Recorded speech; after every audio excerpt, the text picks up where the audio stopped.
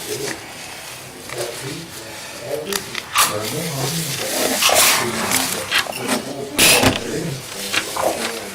getting caught up? What's that? You getting caught up?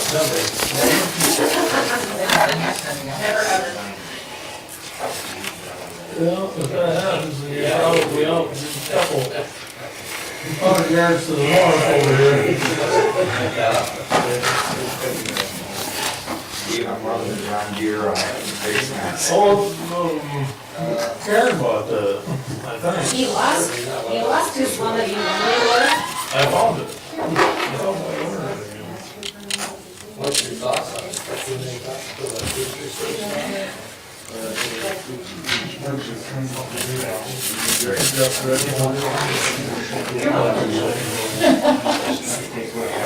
Oh, yeah. I hope we'll agree to well, I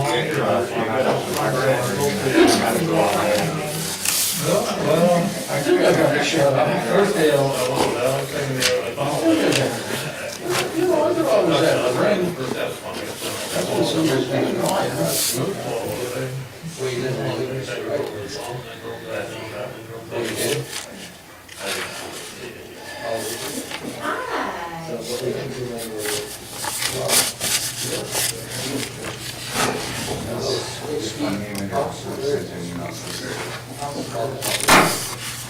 That's plus.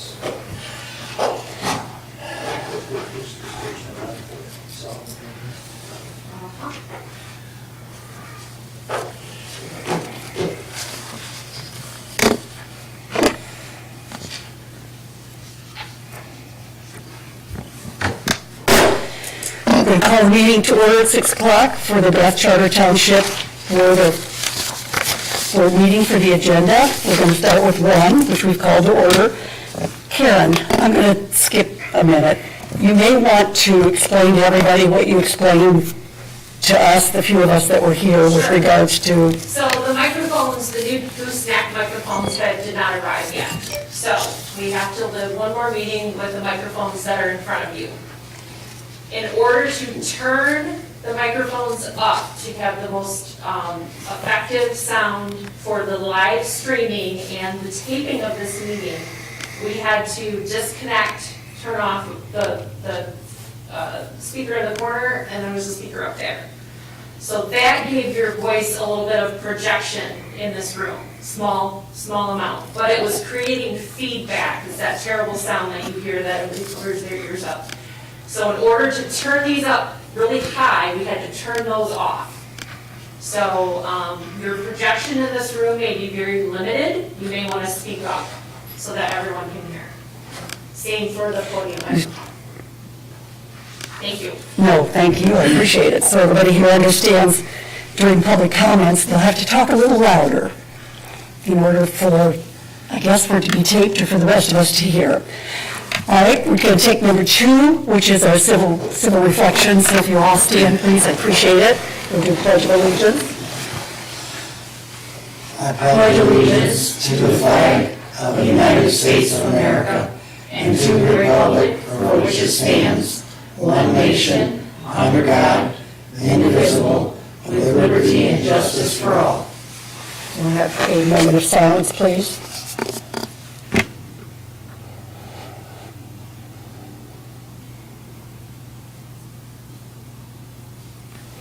Thank you.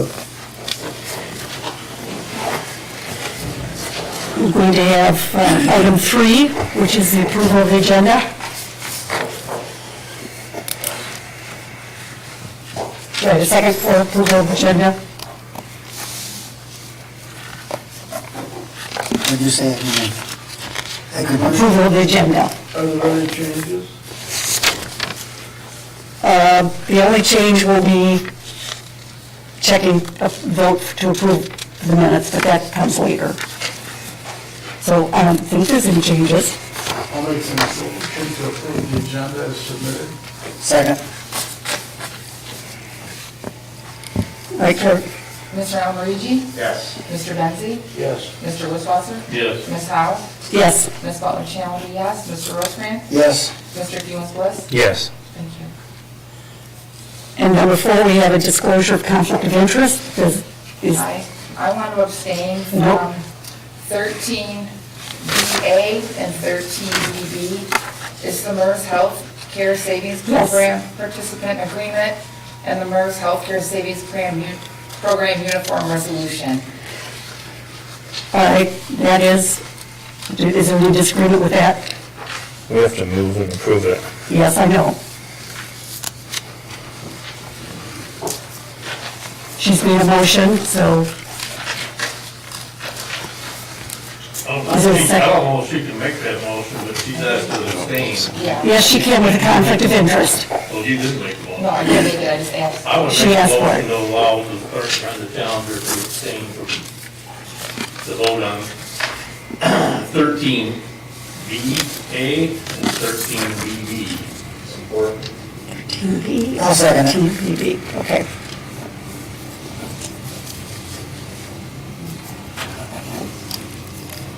Mr. Wisswasser? Yes. Ms. Howe? Yes, Ms. Butler Challenger, yes. Mr. Rosecrans? Yes. Mr. Fuel Bliss? Yes. Mr. Almarigi? Yes. Mr. Bensy? Yes. all right, we're on item 5, which is our first public comment or statements. And this can be only for the agenda.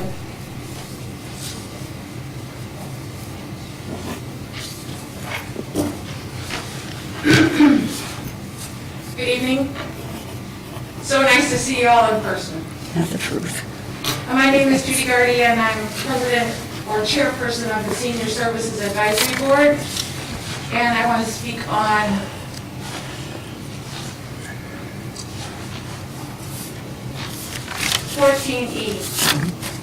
requiring seniors, the discussion about requiring, whether or not to require seniors to be vaccinated to come into the senior center. I did a straw poll of the Senior Services Advisory Board, and the majority of people on the board feel that it's personal choice, whether or not you're vaccinated. And many of them understand that vaccinations are important and why they're important, and have been vaccinated. And we all believe that vaccinations protect ourselves and protect those around us. I will take not as position as the chairperson of the Senior Services Advisory Board, but as an individual citizen in the community.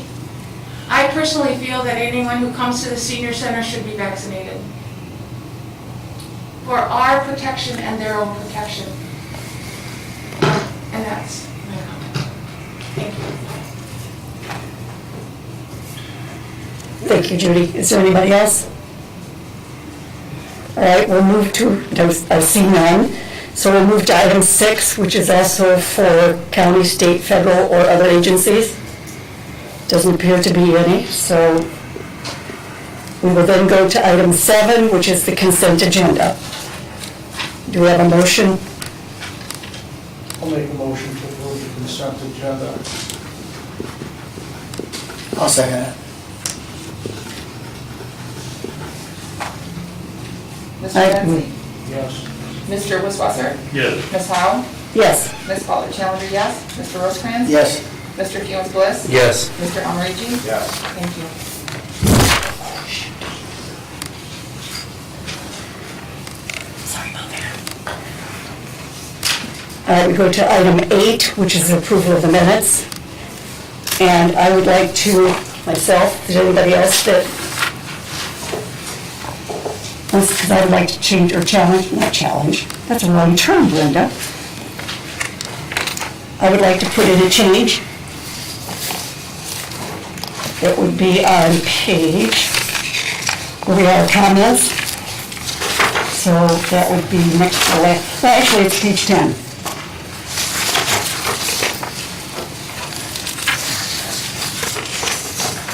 Find it? Okay. I'd like to put a period after questions, strike out, as she has only been in the office since November, and put in, I've been here since November, others have been here much longer. I do not excuse myself, communication is two-way. I have that written down, Brenda, yeah, that helps. So, that's my change. So I make a motion Is that to, what you said? I'm gonna go back and check. Oh, yeah, I have to go back and check. she has to go back and check. oh, okay. Because I did, and it was said, but it was almost like stopped. So I wanted to finish it. That was the only, see any other changes? All right. Is there a second? No. Okay. It doesn't pass. So we'll leave the minutes as is. So we're going to have the approval of minutes. What? We're going to have an approval of the minutes. Isn't that what you just asked for? No, I asked for a change. Change. And I didn't get a second, so that moves on to, Did you make a motion? I did. Oh. I'm sorry, I misunderstood that. I know. That's okay, no, I did. Shouldn't we wait until after we find out what was on the recording? Certainly, that's, Before we approve the minutes then?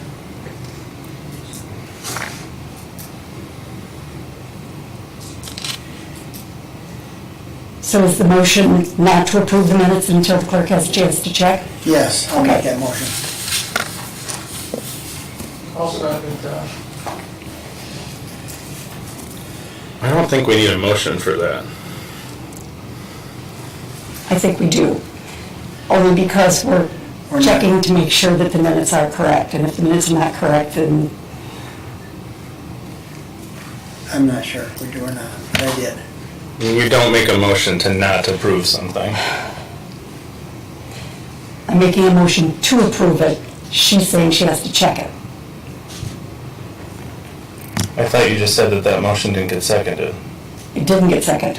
Then that's not what I'm talking about. I'm Okay. talking about their motion.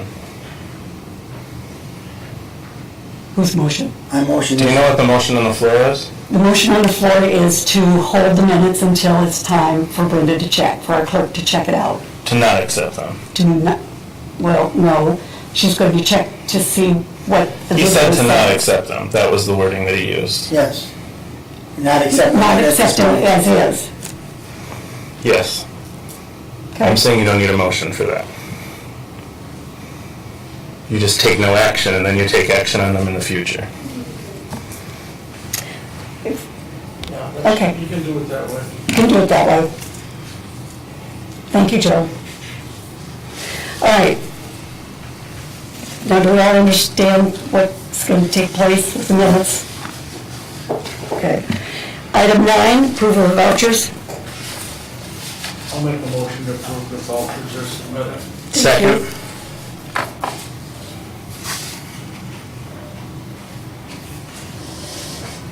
Ms. Howe? Yes. Mr. Excuse me. Wojciechowski, yes. Mr. Rosecrans? Yes. Mr. Funes Yes. Mr. Almarigi? Yes. Mr. Benzi? Yes. Mr. Wisswasser? Yes. So it appears that's unanimous. Okay. Item 10, treasury report, doesn't seem to be one. 11, committee appointments, none. 12, committee reports, none. Unfinished business, items for introduction and discussion, doesn't seem to be any. So now we'll go items for action. And it appears that is the, oh, do we have a motion? Items for action.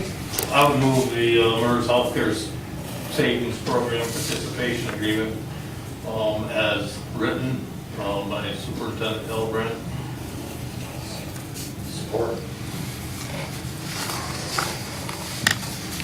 Mr. Rosecrans? Yes. Mr. Funes Yes. Mr. Almarigi? Yes. Mr. Benzi? Yes. Mr. Wisswasser? Yes. Ms. Howe? Yes. All right, items for action, B as in boy, B, the MERS Healthcare Program, uniform resolution. Yes, I would move to adopt the MERS Healthcare Savings Program Uniform Resolution by Superintendent Hillebrand. Support. Mr. Funes Yes. Mr. Almarigi? Yes. Mr. Benzi? Yes. Mr. Wisswasser? Yes. Ms. Howe? yes. Mr. Rosecrans? Yes. All right, we're going to do B, C, as in Charles, the resolution establishing the authorization signatures for MERS contracts and service credit purchase approvals. And that's Superintendent Gilbert. Thank you, this just gives me the authorization to sign the documents that you approved tonight. Move approval of the resolution establishing authorized signatories for MERS contracts and service credit purchase approvals as presented. Second?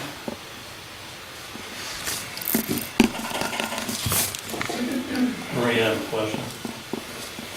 Discussion? Yes, Treasurer. Could you expand on what a service contract, credit purchase approval is? A service credit purchase, it's my understanding, is if there are people that have been here for some time and they are a short time away from retirement, they can purchase credit towards their retirement, so they can retire earlier. Does that require the full board's approval, or does that, the signer's approval? No, that would require full board approval. So then the person who has this and wants to do this can come back and we go before the board and get the full approval. It isn't just one person making the decision. Correct. Thank you. Could I clarify that? Go ahead. I'm sorry. The purchasing of the credits has to go before the board? Yeah, I got that same thing. Yeah, I believe it does. Wow. Is this the MERS program? Yes. Yes, I have experience in the MERS program, Mhm. and that's something between the employee and the state of Michigan. Okay. It does not have to have board approval, okay?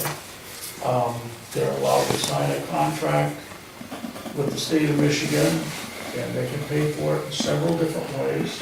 Oh, okay. Once we have an agreement with them, it's on the employee. It won't have any board action at all. That's all done by the state of Michigan and MERS. Okay, my mistake. And I can tell you how that works. And I see Ryan's agreeing with me. We've done one in the past for a former employee, and it was board action, so it could be my misunderstanding, but at that time it came before the board.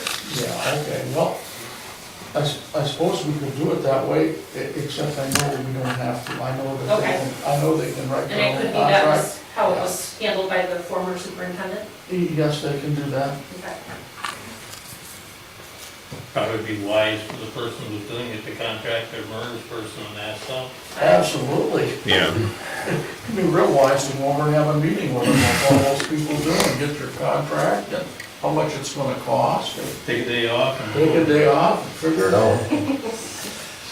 I'm sorry, for the confusion. No, that's fine. That's just my past experience.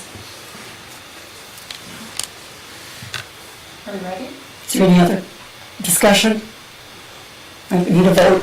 Mr. Almarigi? Yes. Mr. Benzi? Yes. Mr. Wisswasser? Yes. Ms. Howe? Yes. Ms. Butler Challenger, yes. Mr. Rosecrans? Yes. Mr. Funes Gillespie? Yes.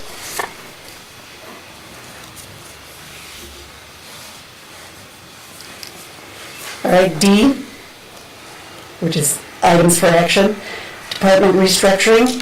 Thank you. This is a continuation of the restructuring that you've had before you the last few meetings.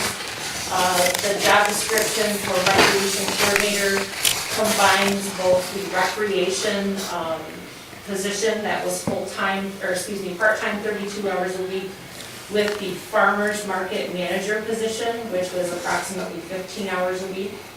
And it changes it to a full-time with benefits, with a family rate full package of benefits. That item for the benefits is included in the budget amendments that are later in your packet. And if you have any questions, I'd be happy to answer them. If there are any specifics anybody would like to know. Trustee Almarigi. So I know the last time this was brought before us, there was 2 different positions that was kind of for consideration. I'm just curious, where are things on that other position?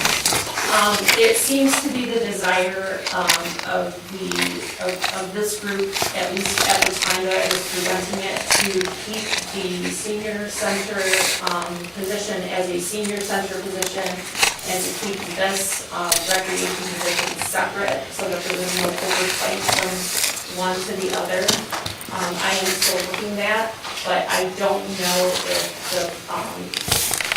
if the timing is correct financially to create a position that would oversee that umbrella of departments. So right now, it's a fiscal matter that I'll have to see if it will fit into next year's budget. So just so that I'm clear, you don't anticipate bringing the senior services position back before us? I would as a full-time job, but not as overseeing this position.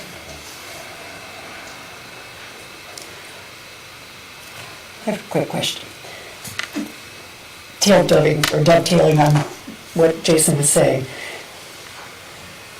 So this particular position you're looking at includes the farmer's market and the park and recreation or recreation? Correct. Which is it? Is it park? Because I get confused. Is it park? Well, I can't change the department currently because Okay. it's written in the budget that way at this time, and I don't know with changes that are coming down that Mr. Treasurer Wiswasser and I will be working on, and that will be, Okay. but it's commonly known as Parks and Recreation. So you all know that we took the parks out and we put that with the Director of Public Works at the last meeting. So this is Yeah. the recreation part of that job combined with farmer's market responsibilities. So are we looking for someone new, or are we going to take one of the chairs to make it a director? Are you looking to create this department with a new director? A new At this employee? time, this would just Yeah, be a that's new what- employee, Yeah, that's what I meant. yes. Okay, There's no existing employees that could facilitate or step into this position okay. currently. I have some just Okay. small wording things, but I think what we're gonna vote on is the creation of the position, so I'll just share it with you later. Little things about the degrees and things like that. Okay. Nothing that would substantially change any of this. Okay. All right, is there any other discussion? All right, we need a vote. I'd like to move to postpone the consideration of this job description. Okay. Any further discussion? I'd like to see a little bit more coordination between the two positions.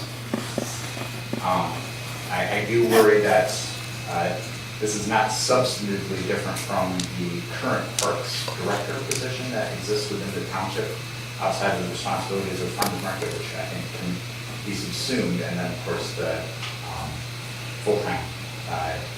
So I worry that if we move forward on this position, that we may preclude possibilities with other positions that we're thinking about considering. Okay. Do you have a question, Ryan? No. Okay. All right, so there are actually two motions on. One is to postpone, which is what you'd like to do. There's just one motion. So, well, you could look at it, okay. So we have a vote, go ahead, Karen. If I may, I will only point out, not as a factor in moving you to act. That's not what I'm saying. I'm just letting you know that our current Right. farmer's market manager will be moving on as of August 26th. So we will be moving to find temporary assistance, which I know you've done a couple of times. And we may ask you and additional people to help fill in that role until this role can be filled. Okay, thank you. No, and you're looking to postpone it for how long? Just so the superintendent has an idea. Until the next meeting. Okay, so for 2 weeks. There's a lot that is going into this. I'm not sure, we've really taken the time, and I apologize if you have, to talk to the different committees, the constituent committees, the Parks and Rec Committee, as well as the Farmers Market Committee. I think you need to talk to Adam, the chair. Actually, I talked to Ryan through his Okay. serving as a liaison to that group. Okay. So again, I don't want to preclude, if we're thinking about kind of a larger restructuring. And I know, I personally feel that we have short-shrifted our recreation within our community. And I don't want to perpetuate that with a position that's, and again, with all due respect in terms of what has gone into that, I know this has been a lot of work. I just want to make sure that we're going to go through with this and create full-time positions that we really think about and plan them well. So Okay. we can break down the silos. Sure. Across Can our. you elaborate on short shifting the community and recognition? So the Parks and Rec group has not at all met during 2021. I'm not sure how often they met during 2022. My understanding is that the majority of the work that Parks and Rec does is organization of people and other sports. I feel that there's a lot more that a parks or a recreation department can do in terms of partnering with the farmers market, partnering with the library, partnering with the Park Lakes Friends Group, partnering with Bath Days. We have a lot of different events that the Township reps departments or personnel have not been effective partners with. Sure. And that is likely overstated. I apologize ahead of that, or because of that. But I'd like to make sure that we break down those silos between those different entities in our community, and that we can share resources, we can share planning, and have economies of scale for the money that we put into these various systems. Thank you for explaining The only comment I might have is, before we get to the final minutes, you might want to check with the clerk and make sure she put 2020 as opposed to 2022. Yeah. I figured you did. When you, well, you did. And I wanted to make sure, so the minutes.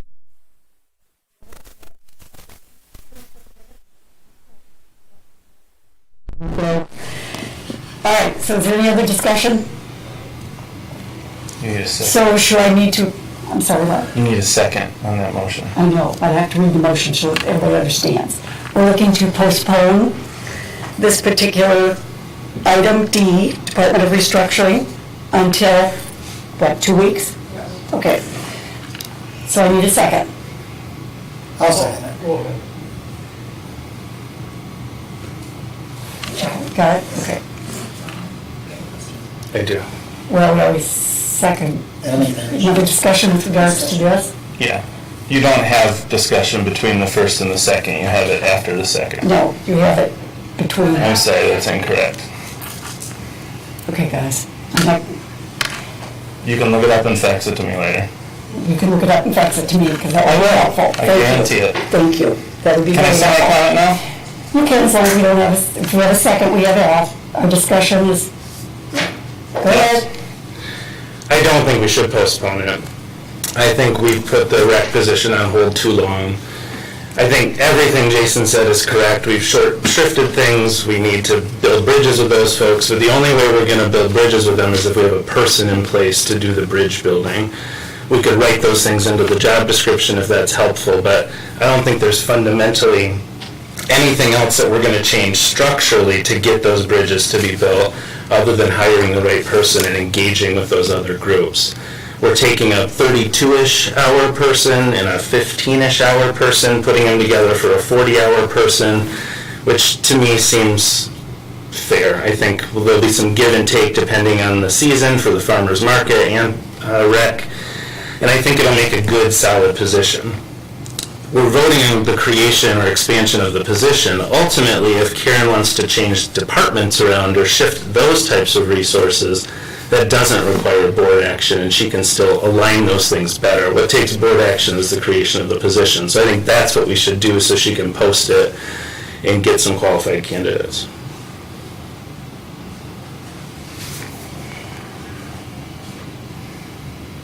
Jason, you have any more discussion? So, we have two on. One will postpone and the other does not.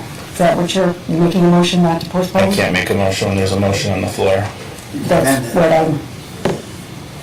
I understand, but what's your So no, concept I am of this? not making a motion. Okay.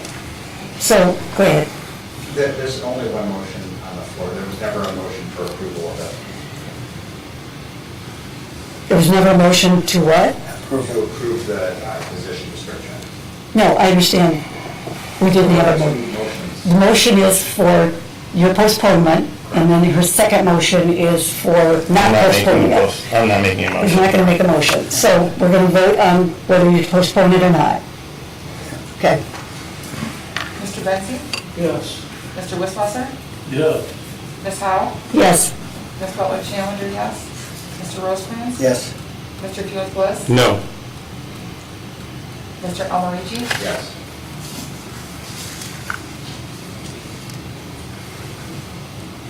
So Can I have a follow-up question then? a follow-up question? We go on to some, that's, if you. Can I just ask a question, please? That's, depends on Robert's rules. There's nothing that says that you cannot ask a question after a vote. By all means. Thank you. So just to clarify for Karen, what is she doing in the next 2 weeks to get this to a place where we would want to vote on it? So, I mean, that can go in a number of different directions. I think I'd like to see a little bit of progress on the senior services position and what kind of articulation would be there. I think that, I think we need to have some clarity as to what exactly this position, what do we want to see this position do? Is this going to be someone who coordinates volunteers? Or is this someone who's going to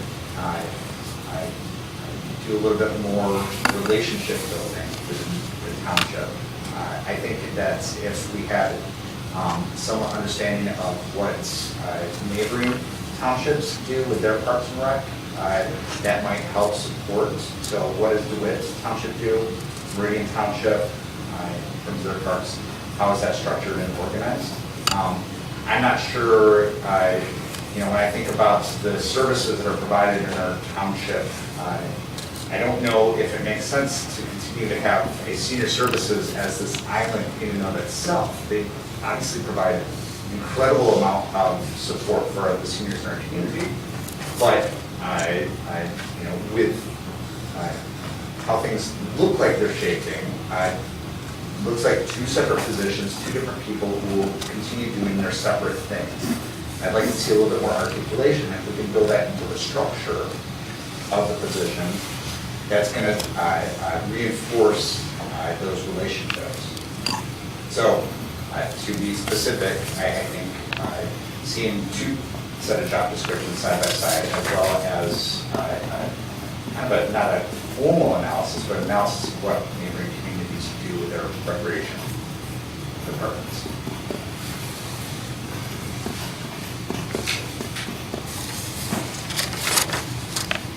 Did that help with your question? Yes, thank you. Okay. Thank you, Jason. All right, are we ready to move on now to new business? Items for introduction and discussion. 2022 liability insurance overview. There doesn't seem to be an attachment. Do we have someone here to speak? Yes. Thank you. Good evening, Jason Orton with David Chapman Agency here out of Lansing. Represented in the township here for several years concerning the township's insurance. I did get a chance and we did sit down with superintendent and did go over a few things such as buildings and property values and things such as that. Every year I try and come out and see the board personally, just to make sure you remember what I look like. I know it's hard to see with only half the face, but I'm here. And kind of talk about what's going on for this year that we'll be doing on your behalf. One of the things that we will be doing property evaluations, so I'll be coming out in a couple months and we'll be taking pictures of the buildings and measuring to make sure we have everything accurate in the current form of policy. Also be meeting with the fire chief. We'll be discussing equipment lists as well as some policies and procedures and some new training we have for emergency services personnel when it comes to actually cybersecurity and holding the data safe. We at the agency have actually seen more cyber threats for governmental entities than we've seen in the past 10 years. Prior to this, we would see that often in retail businesses and things such as that, but lately we've been starting to see a lot more activity when it comes to the governmental entities having some breaches or issues. Some of that including ransomware or another type of relevant crime is social engineering, pretending, getting notices from somebody who isn't asking for money to be passed on. One of the things that our program does have is we had instituted a grant program about 8 years ago, which the township has taken advantage of that in the past. We'll be coming up with a list of possible things that we can ask the insurance company for to limit our liability and property damage, such as cameras. I know there's one, backup cameras on fire trucks is another, dash cams. I think we did look out cams before for the police department. So I'll be coming up with a list of things that we can talk about possibly to go towards the company this fall. They do two grant cycles, one in the spring. We would be obviously going for the fall. If we weren't able to get everything done by then, it does give us an opportunity to still do that same thing in the spring if we so wish to. Other than that, I thank you for your time, and open for any quick questions. Thank you very much, and I'll be getting a hold of you in the next couple weeks. Thanks, Jason. Okay, thank you. Thank you. All right, number 14B, we got the 2022 scuba operating budget and a 5-year capital improvement plan. Mr. Gutsky, thank you. Good City Trustees again. I'll be brief on the budget and then I'll have to go over any detailed items you'd like me to. It's pretty extensive. I'll keep it pretty much tied to Beth unless you'd like to go into more detail about the plan itself. Overall, the 2022 school budget has a 5% increase. That is a rather significant increase. Unfortunately, 3% of that increase comes directly related to utility costs. So that's about equates to $97,000, and that's directly related to increases in consumers and UWL. Additionally, some of the remaining 2% increases goes to MERS and just operational expenses in general. The good news with our MERS is we've hit the plateau. It's good to see we've hit it quicker than we planned at a much lower cost. That is due to past additional contributions school has made in the last 4 years and the market returns. So right now we're seeing costs at $156,000 being the cap. Previously that was just over $200,000 a year, and that we should start seeing those numbers decline. That is good news. With that being said, the school board still plans to pay additional funds to keep our contributions going in the right direction. We are funding it at 7%. MERS actually requires the funding of 7.35%. That additional 0.35% equates to about $32,000. For the capital improvements plan, we have again held the capital improvements plan back as it relates to the project that I came here and talked to you about last time. We didn't want to spend money in the capital improvements budget to ultimately have those items removed in a short period of time to facilitate a larger plan. So we've held that back, and we continue to plan to do that for 2022 besides the RBC rehabilitation plan. The RBC rehabilitation plan was started about 5 years ago. It's been extremely successful. We have no longer seen extreme overweights in the winter months. They become more manageable within specs for the RBCs themselves. This is done completely in-house. We worked with a local machine shop, developed a sleeve process that we actually machine in place and then sleeve the stub shaft on the RBC and put it the bearing on.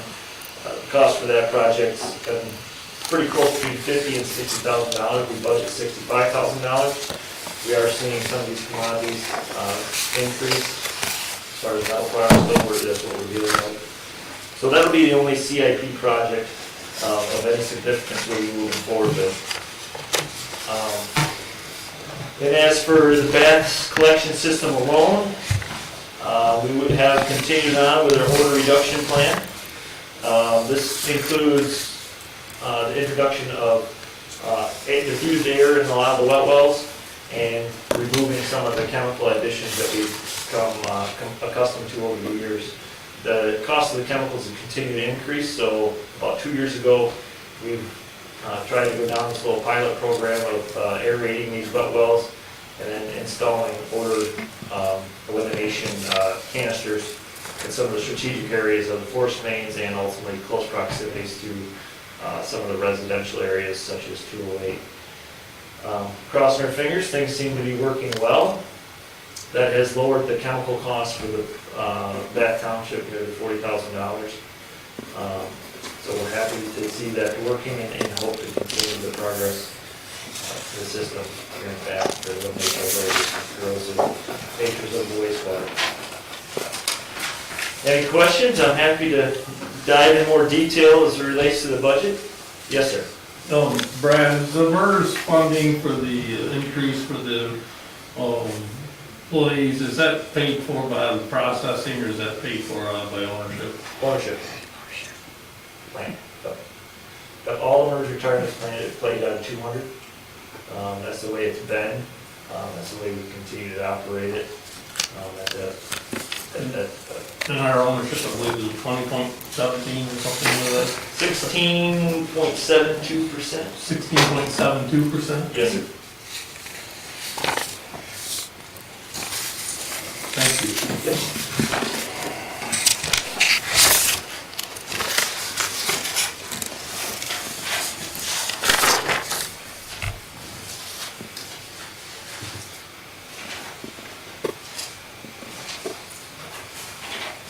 I guess to expand upon that, Mr. Westwasser, your process is 27.21. 27, I knew there was, and I wondered where we were with that as far as where we were going. Yep. If you look, the board members should look at the breakdown of that, of the budget and see what some of these percentages are. For instance, so like vehicles and things like that, Bath Township pays a very high rate compared to everybody else, because if you think about it, we're the farthest away. It's little vehicles who put more miles on, come over to work on, versus our big Correct. Yep, you guys have an old station, farthest spread out, farthest from school. Again, that's all put into the rolling average that's been agreed upon. Same with the process. Actually, Bassett went down a small amount last year. You were at 27.44% in the process. And as we continue to see a decrease in our annual rainfall, we're likely to see that kind of reallocate more away from Bath as well. But nobody can predict the weather 100%, so we'll play year by year by that. The two major forms of payment here for everything that gets done over there is by ownership or process, correct? Correct. Yep. And that's identified in the budget, you see that.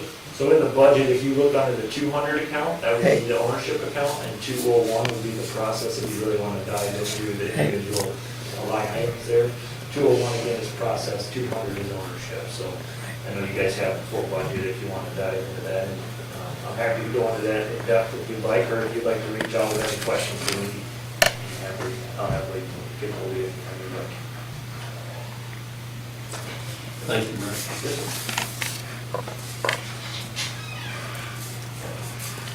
Would you like me to continue on? I think I'm on the next two as well, so. It's up to you. If you want to keep going, you, Yes, please. what's the play? I would like to have it, but what's the pleasure? Okay. If you would, please. Sure. All right, so I believe in your agenda, this is item 14C, 14AC. AC. Yes. So this is a pump upgrade recommendation. This is something we've worked on with the township engineers and trying to come up. We've looked at a couple different options. Unfortunately, the best solution is going to take a lot of time. It's still to be evaluated. It's still something that we're working with. But in the short term, Station 201 is the station down at the end of Slate Road, just before Chandler, on the right-hand side. That station was built sometime around 11, and it was when the force main was added around Wood Road. That station was designed to handle 1,500 gallons a minute. Okay? That's the key component of this whole project. Unfortunately, that station met those requirements one moment in time, and I believe it was like 1,505 gallons per minute on startup. Likely it met that because there was nothing in the line at the time. It was never hit that number again. The issue with that is station 202, which is actually back from station 201, was designed to pump 50 gallons a minute or less than that station. So station 201, very end station we're talking about now, is responsible for pumping all the sewage collected in Bath Township across Zeep's property and into Twin Brook, which is a vortex manhole into DeWitt Township. Station 202, which is one station back just down the hill, can pump 1,500 gallons per minute. Okay? So the issue being, we have to actually slow it down because we can only discharge about 1,200 at best. A lot of the time we get about 1,100 gallons per minute, but all three pumps running, which is a complete waste of energy. We're only getting about 100 to 150 gallons per minute per pump as each one it gets added at station 201, just to keep up with station 202 and the high flows. The equalization basin that you folks added at station 203 has been extremely helpful, particularly these last couple of major rainstorms. Without that, likely there would have been some SSO that happens. Yes, sir.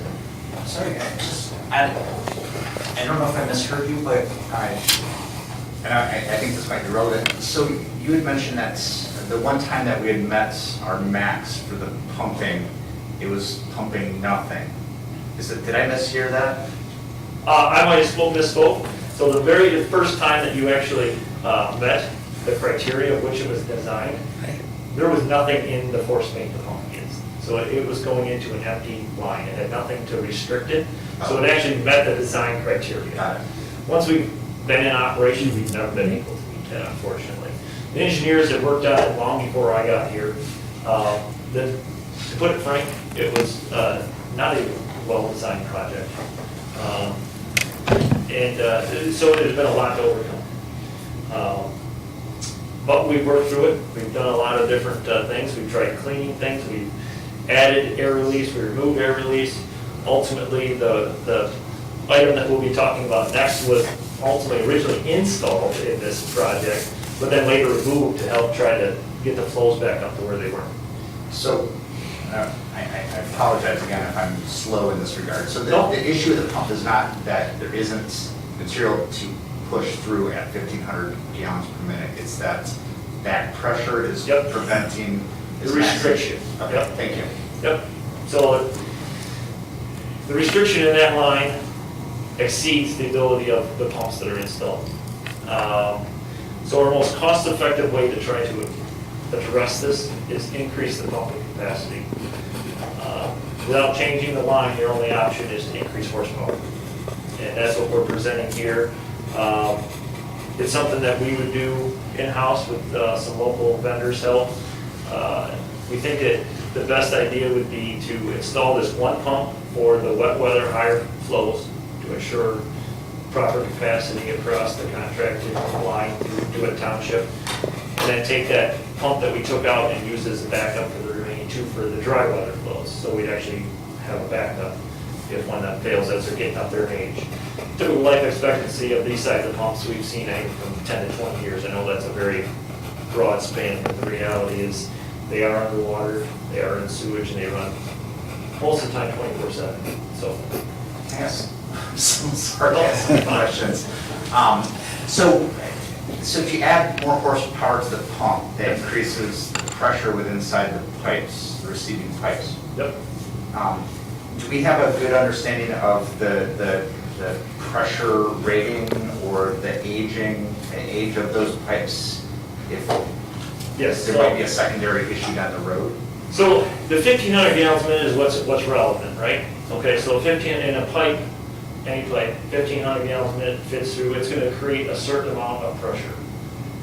Unfortunately, the amount of pressure, the pipe was designed to receive that amount of pressure that we are looking to get to today for this project. we have never met the pressure of what that pipe can ultimately design to. So the design criteria is well within specs.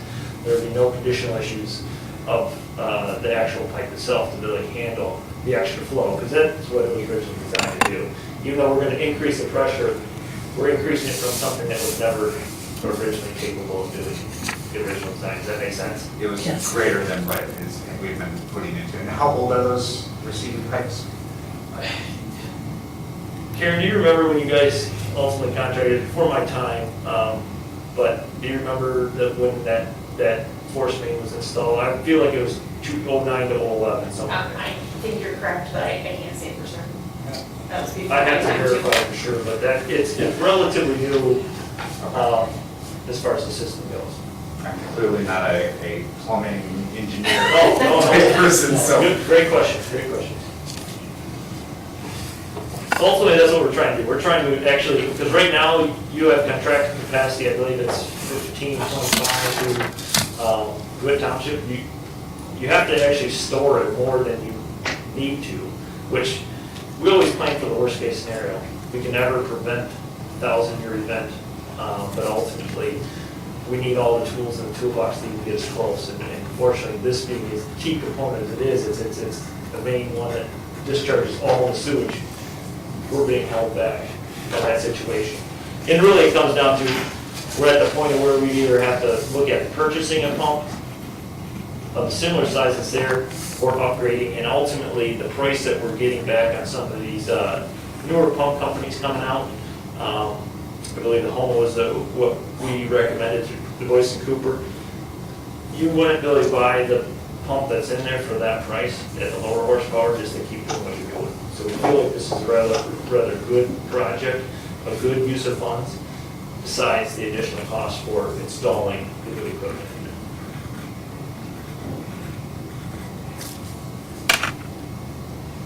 Okay. Any other questions? Am I thoroughly confused, anybody? No, you're very good. Okay, moving on, 14AD. Right. Again, this asset is something you folks have owned since that force main was installed for 201. It was installed and then later removed because it was a faulty design. So the asset was put back behind your DPW pole barn and sits there with a tarp and has been there ever since. These are expensive assets. This is about a $50,000 piece of equipment. Right now, if you look at it, it looks like a manhole, but inside, the key component is what they call a vortex manhole. It's a simple design, but it works beautifully. It's what you have at the discharge at 201 in Twin Brook. All that hydrogen sulfide we've talked about in the years past, it takes that hydrogen sulfide and oxidizes that hydrogen sulfide as it falls through the vortex through a twisting motion. Hence the vortex name. The hydrogen sulfide is then released, but the downdraft that's created there sucks that back into the actual water channel at the bottom, which is called a flow diverter, and then it spills out the top.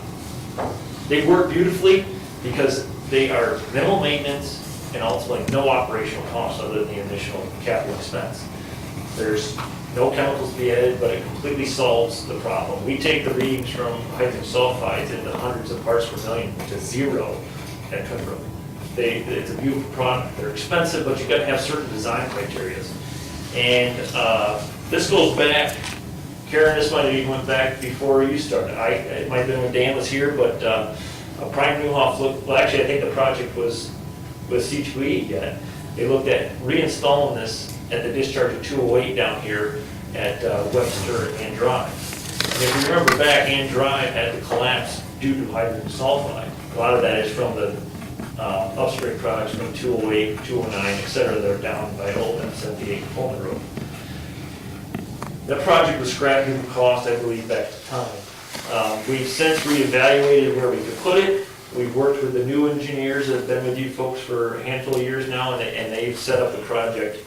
And I believe, I don't know if that was included in your pack or not. Is that Yes, it was. the cost estimate? And that was done by Brian Newhoff, the Township engineers, which we feel is a great project. They updated it, and could help solve a lot of problems downstream from the discharge of 208 in through the order issues in Hawk Hollow as that sewage flows down. You have protected all those assets, but ultimately, we're still seeing some of the results, as you see down Webster Road. We're looking at some of that stuff, the concrete pipe and those discharges that hydrosulfide can't start to corrode some things. So this will help with a lot of that and ultimately use the asset that you have just sitting in the parking lot.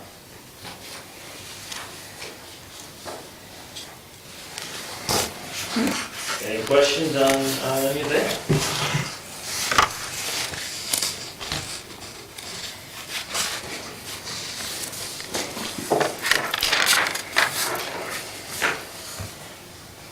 Thank you. Okay. Thanks, Fred. Thank you for your time, folks. Both 201, projects for 201 and 208 will come back to you in the next meeting for action along with Great. budget amendments. Now, when you talk about budget amendments, you're talking about budget amendments to their budget or to our budget? To our budget. Okay, Reserve fund. thank you.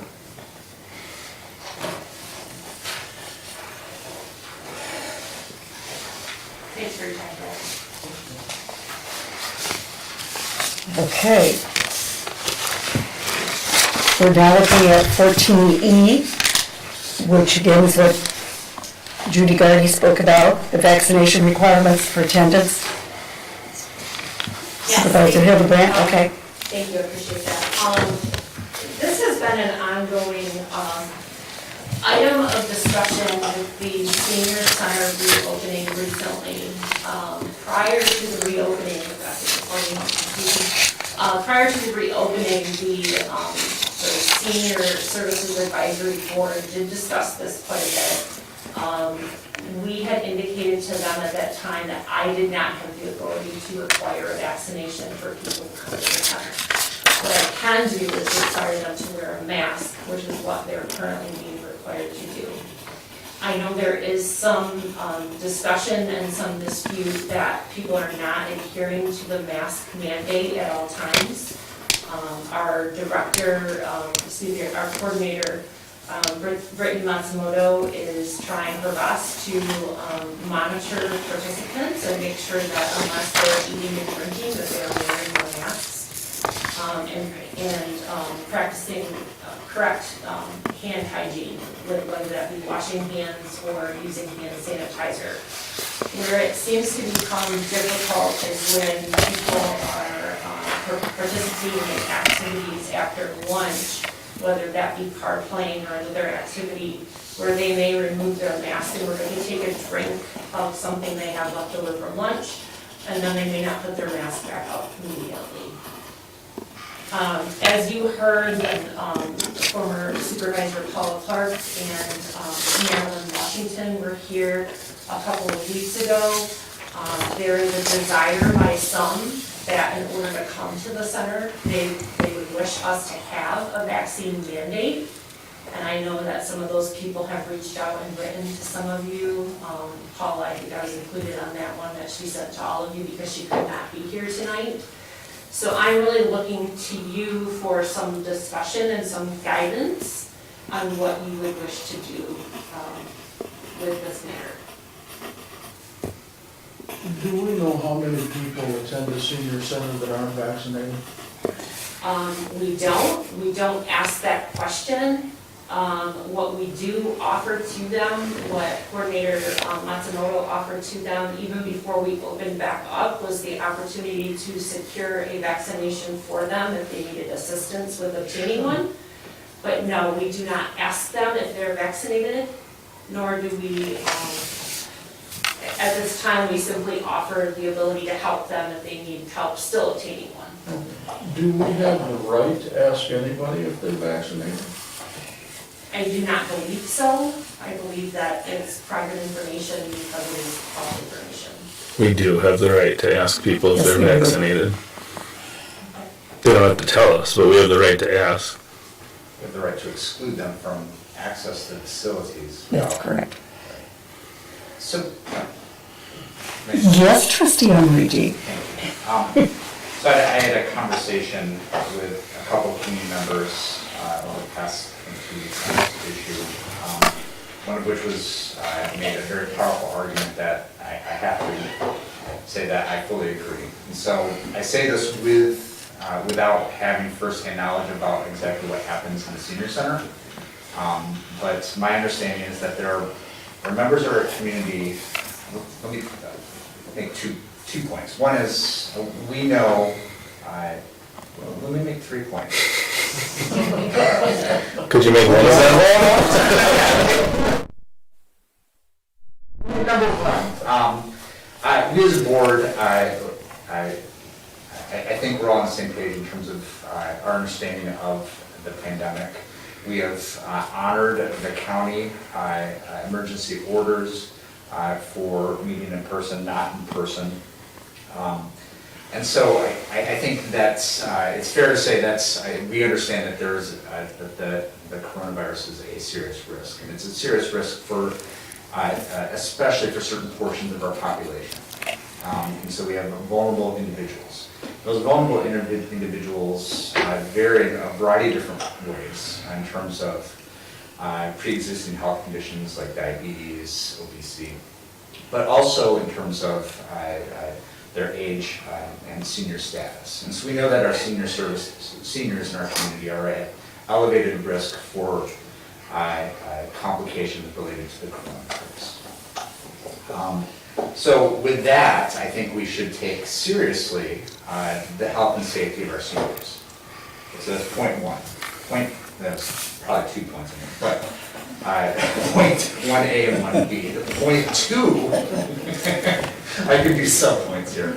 Point 2 is that my understanding from what I've heard from members who of the Senior Services Center, people who attend, is that there are individuals who are vaccinated, and there are individuals who are unable to get vaccinated, who do not feel comfortable going to the Senior Services Center because there are individuals there who are unvaccinated, who indicate they're unvaccinated because they don't believe in it, and they're welcome to their personal beliefs, and then also are not disciplined in using their mask.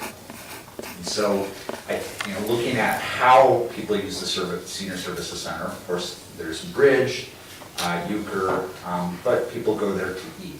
When they're eating, they're not masked, right? When they're sipping on their drinks during Bridge games, they're not, they pop the mask down. Sometimes they forget to put it back up. So I personally, feel that it is important for us to take seriously and to seriously consider creating a vaccination policy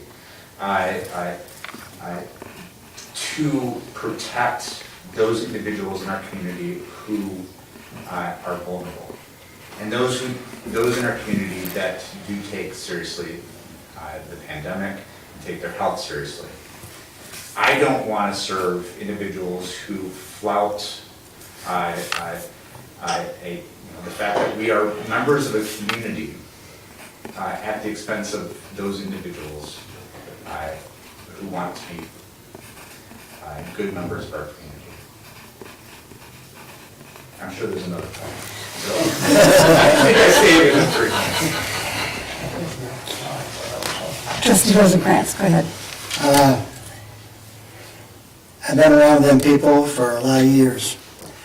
And let me tell you, most of them are very headstrong. And they believe what they believe.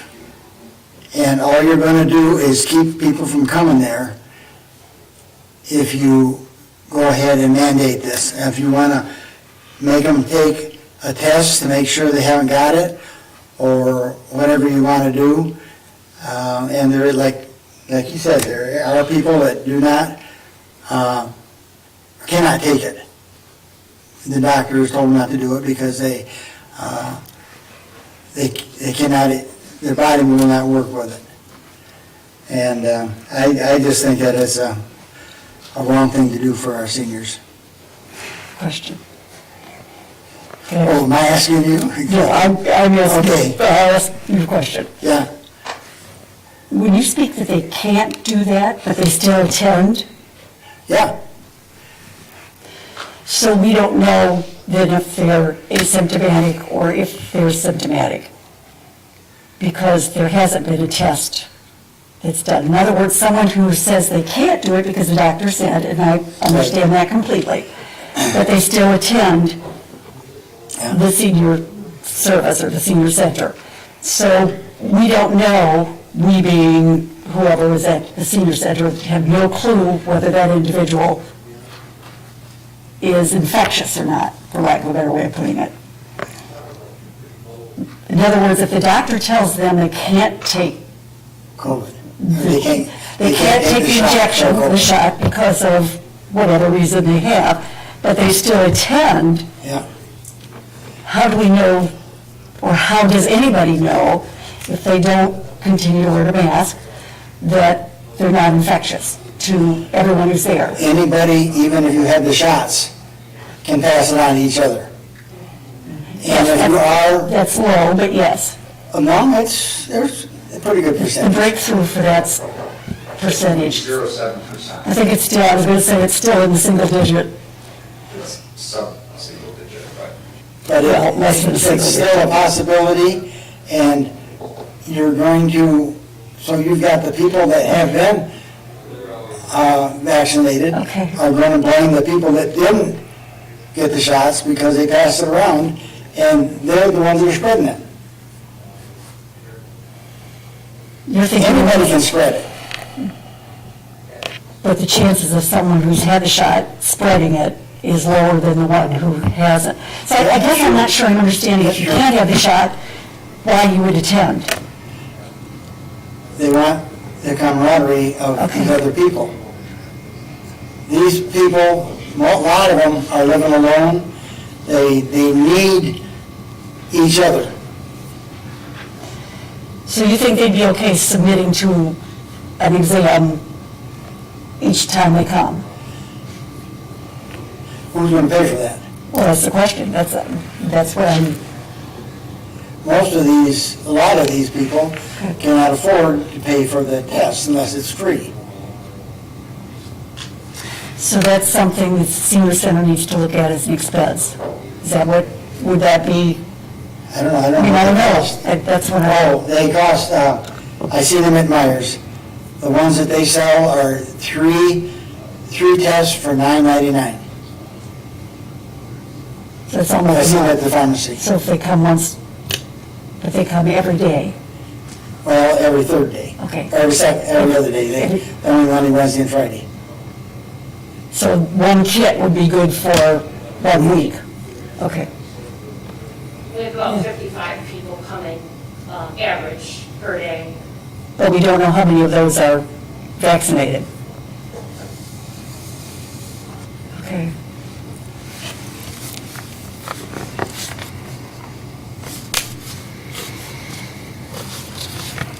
Never been easy. Never been easy. No, it's not. Yes, Trustee I'm Lindsay. very glad we're having this conversation, and I certainly, as one board member, don't have all the answers. But some organizations are requiring testing. That's true. If you don't have the vaccine. Well, that's an option we may have to look at. Well, that's what I was asking. We may have to look at that option. Personally, I don't like to tell old people what to do with their life, or anybody what to do with their medical care. Well, medical care. Okay. But that doesn't necessarily mean that's the way the board's gonna go with this. And I fully understand that. But I'm glad we're having the discussion, because without discussion, we won't come up with any solid answers as to what we might do to help this population. So that's where I'm at. Trustee Amarigi. So, I think at the end of the day, the township, at the direction of the board, operates a venue in which vulnerable people come in for supports. And sometimes They may not need those supports, but sometimes those supports are needed by members of our community. We as a board need to keep in mind the health, safety, and welfare of these individuals. And while, I would love to, talk about personal liberty and the ability to, for people to have self-governance, I think that's important, but at the same time, we're in a position where if we, using the terminology that the SCUMA individual brought to us, worst case scenario, what happens if we have an outbreak? What happens if they trace that outbreak to the senior center? How does that position us? How do we sleep at night? Knowing that we could have had the position, could have made the decision about putting some structures in place to support our seniors. Now, I think we're all on the same page where we don't want to exclude individuals from being offered services. So if we do decide to go down the route of required vaccination policy, maybe at the same time we think about how can we build something in place where we have meal delivery or something like that for those individuals who are unable to or unwilling to be vaccinated. I think it's incredibly important, and I will stand firm that this is one of those things that needs to be seriously considered. Quick question. As dovetailing what you're saying, I couldn't agree more with what you're saying.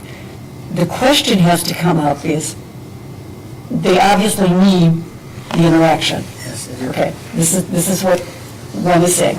So you can't necessarily exclude them if you want to look at their mental health, which is part of what it is that we need to look at with the senior center. So you've got two populations going here. You've got one that's vaccinated and one that can't be vaccinated, however, they still attend the activities. Three populations. What's So the- there's the vaccinated population, The there's unvaccinated. individuals who, based on medical reasons, are unable to be vaccinated. In fact, there's four. There's a third population of individuals for religious beliefs, sincerely held religious beliefs, will not get vaccinated. But they're still And then unvaccinated. you've got the fourth group are people who refuse to get vaccinated. For a large group of. Oh, no, understand that. So you actually have two groups. You have one that's vaccinated, one that isn't, regardless, and then under that umbrella, the reasons for not being vaccinated. So I guess my question for the board would be, what's the cost of being able to make sure that everybody is secure in what they're doing? Now, I don't know, how do the seniors, because I don't go, and I'm 73 years old, so I fall into that category that Joe's talking about. But if you have them there and they're interacting, how do the others respond to that, who are vaccinated? I mean, that's an acceptance? So there's not, they don't, okay, you don't know either. I think Okay. there's a comfort level with Okay. their peer group. Okay. I see them all, most of them that came before COVID are still sitting and mingling with the people that they. So they know they're not vaccinated. Before COVID. So it's whether they know or not whether somebody is vaccinated or not. I don't know if they're having those conversations. Yeah, I just see them grouping as they did previously with those that they're Right. comfortable with and have a relationship with. So we'd be pointing out then who's vaccinated and who isn't by doing that. So that's like scarlet letter that's on their foreheads, they're not vaccinated, so, I mean, that's, I don't know, that's why It's the they, same deal as people getting a free meal. They don't want nobody to know who's getting it, because they're afraid people are gonna point their fingers at them. just tell It's Marie. the simplest way of addressing whether there's some sort of stigma attached to being allowed to go into the senior center is if you create a policy, which is any policy that's been created related to the requirement of COVID. I'm thinking about Michigan State University. Sure. University of Michigan. Yep. You have your policy, either you're vaccinated or you meet certain limited exemptions. Exactly. And then those determinations are made behind closed doors between whoever is authorized to do the determination of vaccination status or limited exemption. And then those individuals are allowed to go in without any discussion or a badge of like, but those who don't show up either made the choice to not show up or, understand that they're not able to take part in those services or have to take part in alternative services. No, and I understand that, but in this circumstance, you would know, only because you would separate that individual from the rest of the group to test them. So you would know they weren't. Not that that's a bad thing, because I'm not so sure that's a bad thing. You would know that they were either vaccinated or they met an exemption, that's it. Which means they're not vaccinated. What, So, religious exemption, health exemption, or? no, I understand that, but, so I guess from my standpoint, it would be nice to know what the cost would be. If one, you said at Myers, it's how much for They one? were a pack, when we received them, I asked the guy, because my wife at the time was thinking about getting. That's what I was thinking. And there was a set of 3, and it was $9.99. Sits right in front of the counter. Say $10. So if we have a deal with Myers that says they'll give us 20% off. I No. don't want to preclude the conversation about going the retail route of testing. We probably want to contact our county health department to find out what options are available and if there's municipal coverage. If we're going to go down the route of. Well, that's the question. No, and that's a question. There's a number of different alternatives for, this in terms of staggered days or, a mobile delivery. Separate rooms. I don't know what the facilities are, so I can't determine that, but certainly people should be either thinking about, do we have a policy, vaccination requirement? Right. And if not, what can we do proactively to ensure that the health and safety of our seniors? No, that's true, except that the population, I think, if what I'm understanding that you're talking about, probably doesn't have the ability to get to somewhere So to do that. So they'd have to come to the senior center. That's the other leg of this. Yeah. I know Karen had discussed that, we had proactively reached out to every senior who's attended our senior services center and offered those services. We can reinforce that. Okay. In fact, we can do all sorts of things. We can create an incentive program. You get 50% off all meals for the next 3 months if you get vaccinated on your unvaccinated status. But if they we don't have can't. to be black and white with this. We can actually be creative and supportive. No, and I think that's absolutely correct, as long as the criteria is understood. In other words, they're not as bobo as what they'd like to be, and whether or not, we can get creative to say a 50% off wouldn't make any difference to me if my doctor said not to do it. You could give me 100% off and I wouldn't do it because my doctor If you're said so. So I'm just trying to, exemption, it would be a non-issue. no, it's not, apparently not. Okay, well, No, that's what I'm not understanding. I think that's what she's asking, is could you still go to the center? Because they are. The answer, I would say that the answer is yes. The purpose of mandating a vaccination policy is to ensure that everyone there is supported. We know that there are individuals throughout our community who are unable to be vaccinated. That's why the higher the proportion of the individuals who are vaccinated, we're doing the herd immunity. We're doing that not just for our own well-being, it's our community's well-being. That's correct. But I don't know, and I may be wrong, because I don't think that former Supervisor Clark has ever been excluded anyone. I mean, she happens to be one of the most inclusive people that I generally know. But she's saying, like, I won't go if people aren't vaccinated. I think she means, even if you can't get a vaccination, I probably still don't want to subject myself to you because you could be, spreading COVID. I don't know. can't speak. I can't on either, and that's why, behalf but of- I'm just thinking, like, even if people, yeah, just if people are, So these would be elements of a vaccination policy, and I think we would need to, if we go down the route of looking into developing a policy, we probably want to look at what our model policies for other senior centers in other communities.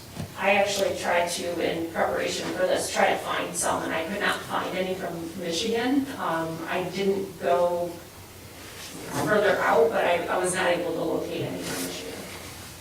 So if we continue the conversation, I mean, I think we can reach out to our Mid-Michigan Health Department. Maybe they would be willing to present to us and have this conversation about what would and would not be standard or recommended by our county health department as well as our state health department. I'm sorry, I support that conversation. My mind's going here. Go ahead. I could support that direction. The direction Of to, having the county and state health department come in and say, these are the okay, policies that are working. I could support that direction, get some help.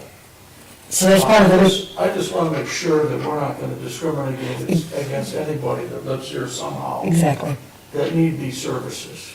Well, that's why I was asking, that's why it's not an easy yes or no kind of issue, because you've got people, if the doctors are saying don't do it, but they're still engaged, that can be a problem, but if they're accepting, because they don't know whether they're vaccinated, the assumption is everybody's vaccinated, and that's not necessarily true either if you've got people who are there, so it's not an easy, there's nothing easy about it. So you're looking, what you're saying, Joe, if I'm understanding, these requirements, that's what we're talking about, and that's what we need to either look at, but what's the direction? The direction is to go to the health department? Yeah, the direction is to have the health department come in and speak to us about what we might do. Okay, They're the experts. does that sound reasonable? Some kind of idea what's going on in other places, like Karen's looking for information. DeWitt doesn't have a senior center? They have a congregate meal site. Yes. At the Catholic Church, on DeWitt Road. But I believe the congregate meal sites are still not open, Okay, according to my understanding of Tri-County Offices on Aging. because I know Lansing has, The meal program that we were getting here out front that people took Yes. part in every Thursday was in place of the congregate meal programs. And so people were picking up a Right. week's worth of boxed meals, similar to Meals on Wheels. And then if they couldn't come out and pick something up, meals were being delivered to them. so what we're finding out is that if you're in the open air, it's okay. Well, they were just driving. I mean, they're driving through, picking Getting it the up. box put in their car. Right. So, yeah. So COVID could be on their hands, could be on their clothes, could be whatever. So they're saying, I mean, that is a little extreme, but, But they were supplying food to them, so. because it is airborne. Okay. No, I think that makes Okay, sense. So what if you reach out, Is, for our next meeting, you would like at least the county health department to come in, if not, in addition to a member of the state health department, if I'm able to obtain someone. And during that time, those 2 weeks, there will be no action, no changes in the senior center at this time. okay. So if you can't find somebody in person, could they submit it in writing? Yeah. Okay, okay. I don't know if we're gonna get the state health director, but we might. No, get a member that's of what I'm- staff, So. Yeah, good luck. But that's what I mean, if they can put it right. Okay. Does that sound agreeable? Okay. All right, so our next one is donation and funding policy under items of discussion. I think that's the treasurer. Thank you, Madam Chairperson. Long story short, obviously, the week after last, we had our auditor here, we had our audit here. And I do speak from him to him quite often, some different policies and whatnot. But in the meantime, it came to my attention, right after that meeting, that there was a 911 call at the township here that went into the 911 center, and it dealt with our township in the form of potential missing table. That's And- correct. and- That's, I was going to mention that. And it was. An official complaint's been made. The official complaint's been. We have a security problem. I took and researched this with our auditor, and he suggested that I hand out to all of the board members and we review this and remind them of our policy of donations, fundraisers, or loan, which was adopted back in March 2nd of 2015. And actually, in the event, this is what my concern is, anytime there's any legal action, anytime there's any law that's been broke, or anything has to do with the township, I'm obligated to contact and talk to the auditor about it. That's how we get the opinions we get, because I'm very transparent about that. And he suggested we read this, and, which I did, and we went over it. They have all our policies, they're familiar with them, because they go over them with me. And this is where we ended up with this. In the event that there was a missing table, if there is a missing table that's not here, obviously it wasn't properly vetted, and it did not go through the proper channels to be here to begin with. Okay. Okay. And that's very evident if you read this. I've got mine highlighted. I went over them today with several people. And they talk about this in this thing. When it talks about Bath Charter Township, they're talking about this board. This board has the authority to take and invent this stuff. This stuff goes through the treasurer's department, obviously, because it has the potential of anything could be a capital asset of the township, which is properly vetted. If it wasn't, if it's on loan, then there needs to be written documentation between the person who's loaning it to the township and the township to make sure that it is on loan and it will to be back. So therefore, I felt better after talking to him, because legally, I don't know if anything's ever been vetted since he's been a table here. And that was my concern, because. What does that have to do with donations and fundraising? It's very simple. Okay. If you read the policy, you'll see exactly what it says. It doesn't have to be money. It talks about anything that has to do with the township in the way that something's donated. Whether it's materials. It's never been donated. Pardon me? That wasn't donated. Then what's it on? Was it loaned? It was for the use of, yes. It can't be here. But this policy right here, Okay. and they say it Then- can't be here. Okay. And this is the point I'm making here. The point I'm making here is the 911 call that you made for the missing table that got presented here is if there is a table, it wasn't vetted properly. And this falls back into the audit, but I'm gonna get that question, once again, here I go again, I get another wonderful question at the end of the year, they're gonna say, okay, what did you have in the way of legal things upon the township? Well, we had a missing table the night you were here, that's the reason why you wasn't able to use the podium and everything was all such an uproar. I mean, that's where we go with this. I don't leave this stuff unattended, I question it, I identify it, and I bring it back, and that's what I'm doing to the board members. Right here it is, I don't expect you to agree with it, I don't even care if you do. Well, I know you don't, but I have a question for you. We have no policy in this township, as far as I know, of understanding what we have as equipment or not. So because of, no, there's nothing that says that computer in there belongs to Bath Township. That's a total, this statement on your part, you're not very familiar with GASB at all. Back several years ago, when we had the GASB 34, you went through here, you asset tagged everything you have here. And you have everything here that's here is an asset of the township within a dollar range. It depends on a dollar range. This policy was written in 2015, and if you read this thing, it does not specifically say table, but it talks about materials. It doesn't say, it's other, it doesn't have to be cash, it doesn't have to be money, it doesn't have to be a donation in the way of money. It talks about the piece of whatever it is, I have no idea, that's missing. But all I'm saying is, I did my due diligence by identifying this and turning it in and telling them what it is, just the same as everybody else did.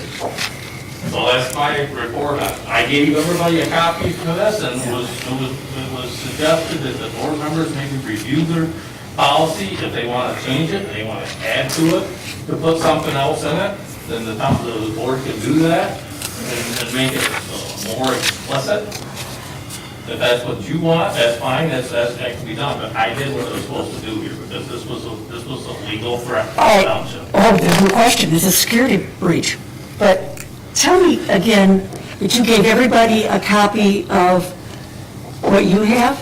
You got your board packet, it's in your Okay. board packet. And which one was it? Donation and funding policy.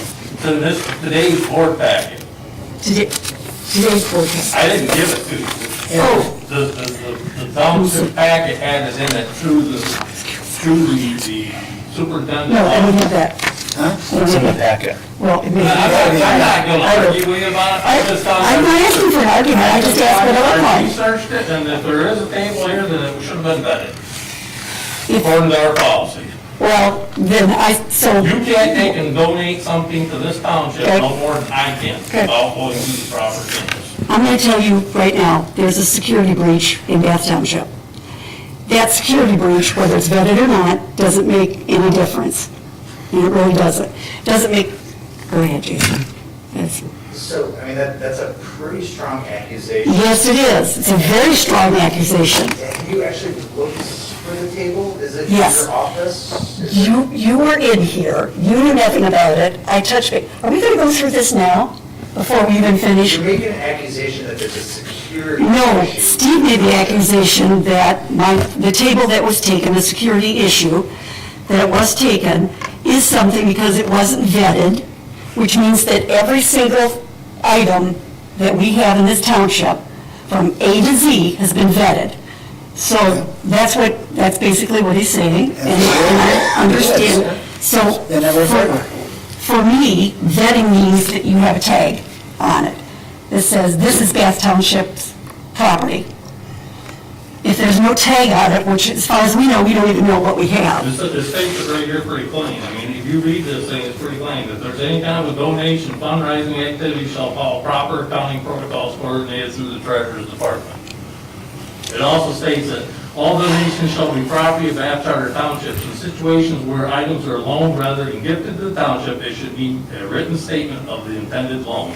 And I think you're comparing apples to oranges, and that's okay. No, I'm not. That's okay. I'm talking very simple. That's- I proposed what went on here. I was notified that there was a threat to the township. a legal There threat is. To the township. There is. I did my It's a part. security The breach. treasurer's department, right here, it says right here in this bullet point, what I'm supposed to do, and I did my piece. So if the chair is stolen as a security breach, I didn't say anything. That- no, I that's- said there was that's a what- table that was missing. That was the. so there's a chair missing. That's all it All was. right, let's do the chair. See, no, it doesn't hold water to me, but that's okay. That's fine. My, You violated policy. That doesn't hold water. You don't understand what that is either. I made a statement. I did what the auditor wanted to do. We're on film, we're on camera here. I did my job. good for you. You did. Donation fundraising You have no policy. respect for people who do their job, You're- and that's the bottom line. But we're- God, I wish that were the case. So donation fundraising policy is what you brought to the attention, which, by the way, Al, can I have a copy? No, I'll Yeah, No, I'll you want copy it. after the meeting. Thank you. She doesn't have Okay. a copy in her packet? Yeah, she does. How could everybody No, I have a copy don't. and not have one? Oh, It's right after our minutes. okay, thank you. I'll check the other. Okay, so we've done donation and fundraising policy. Items for action. Now we're gonna get into another discussion. Room configuration for the Bath Charter Township Board Trustee. I was asked at the last meeting. I know. It's on the agenda and Yep. get back, so I brought that. And here it is. So this is items for action. Oh. Okay, Ryan?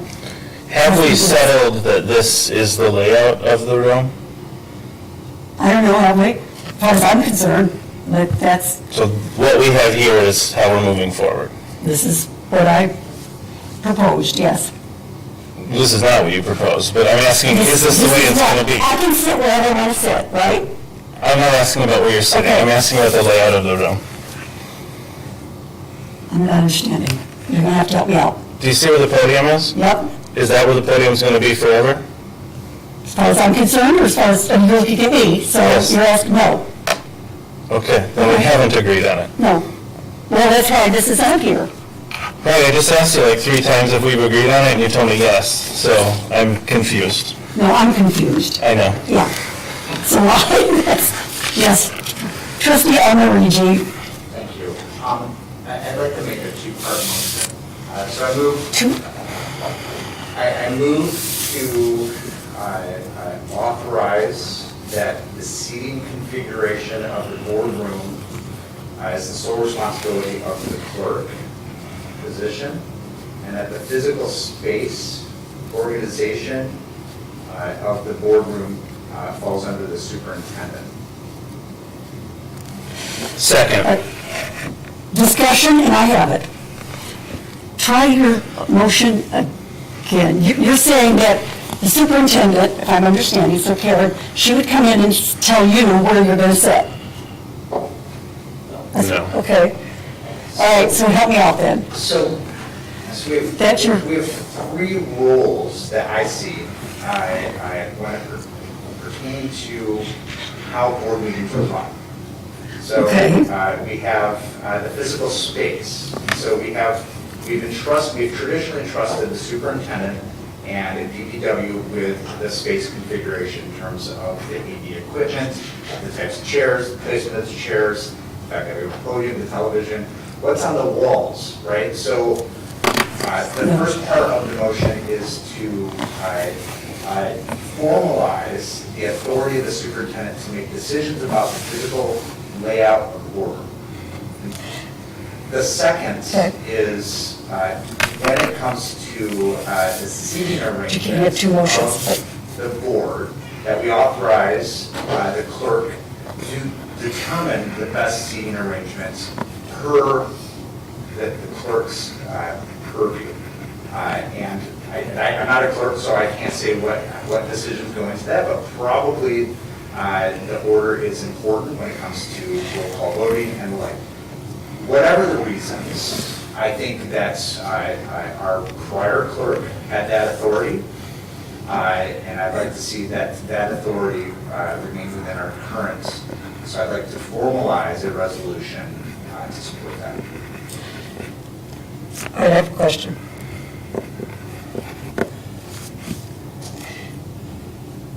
The 2 conflict with each other.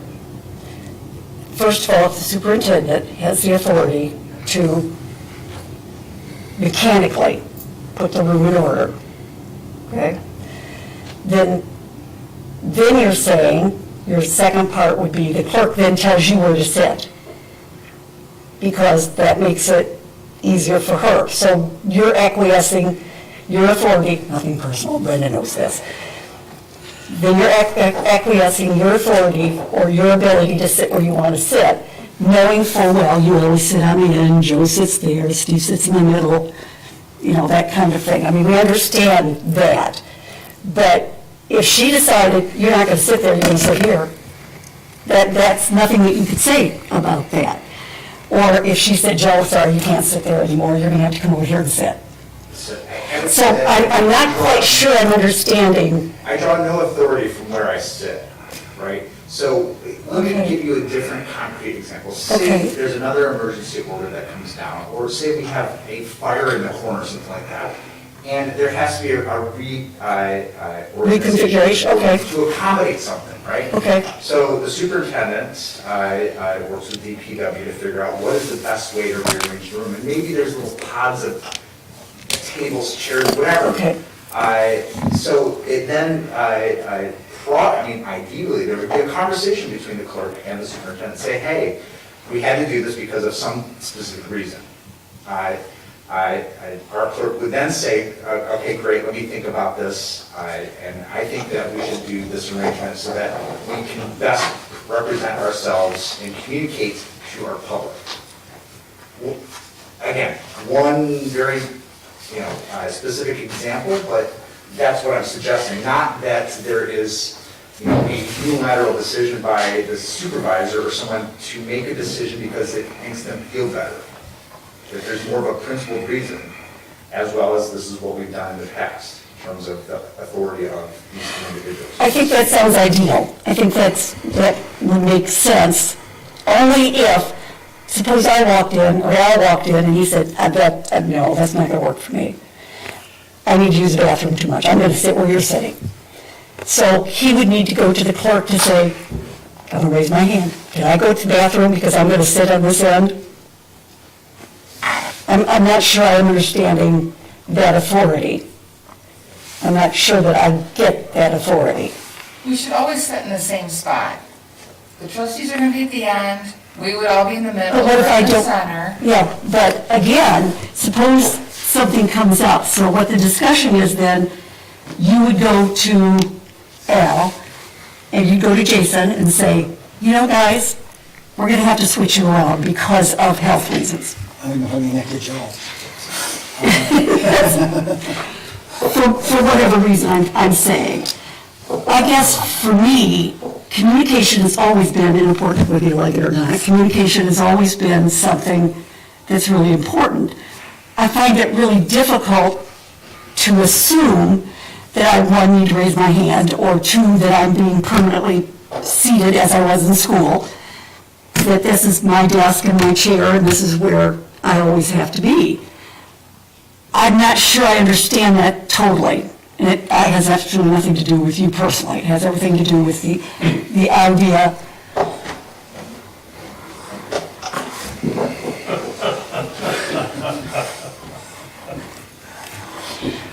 I hope you're enjoying yourself, but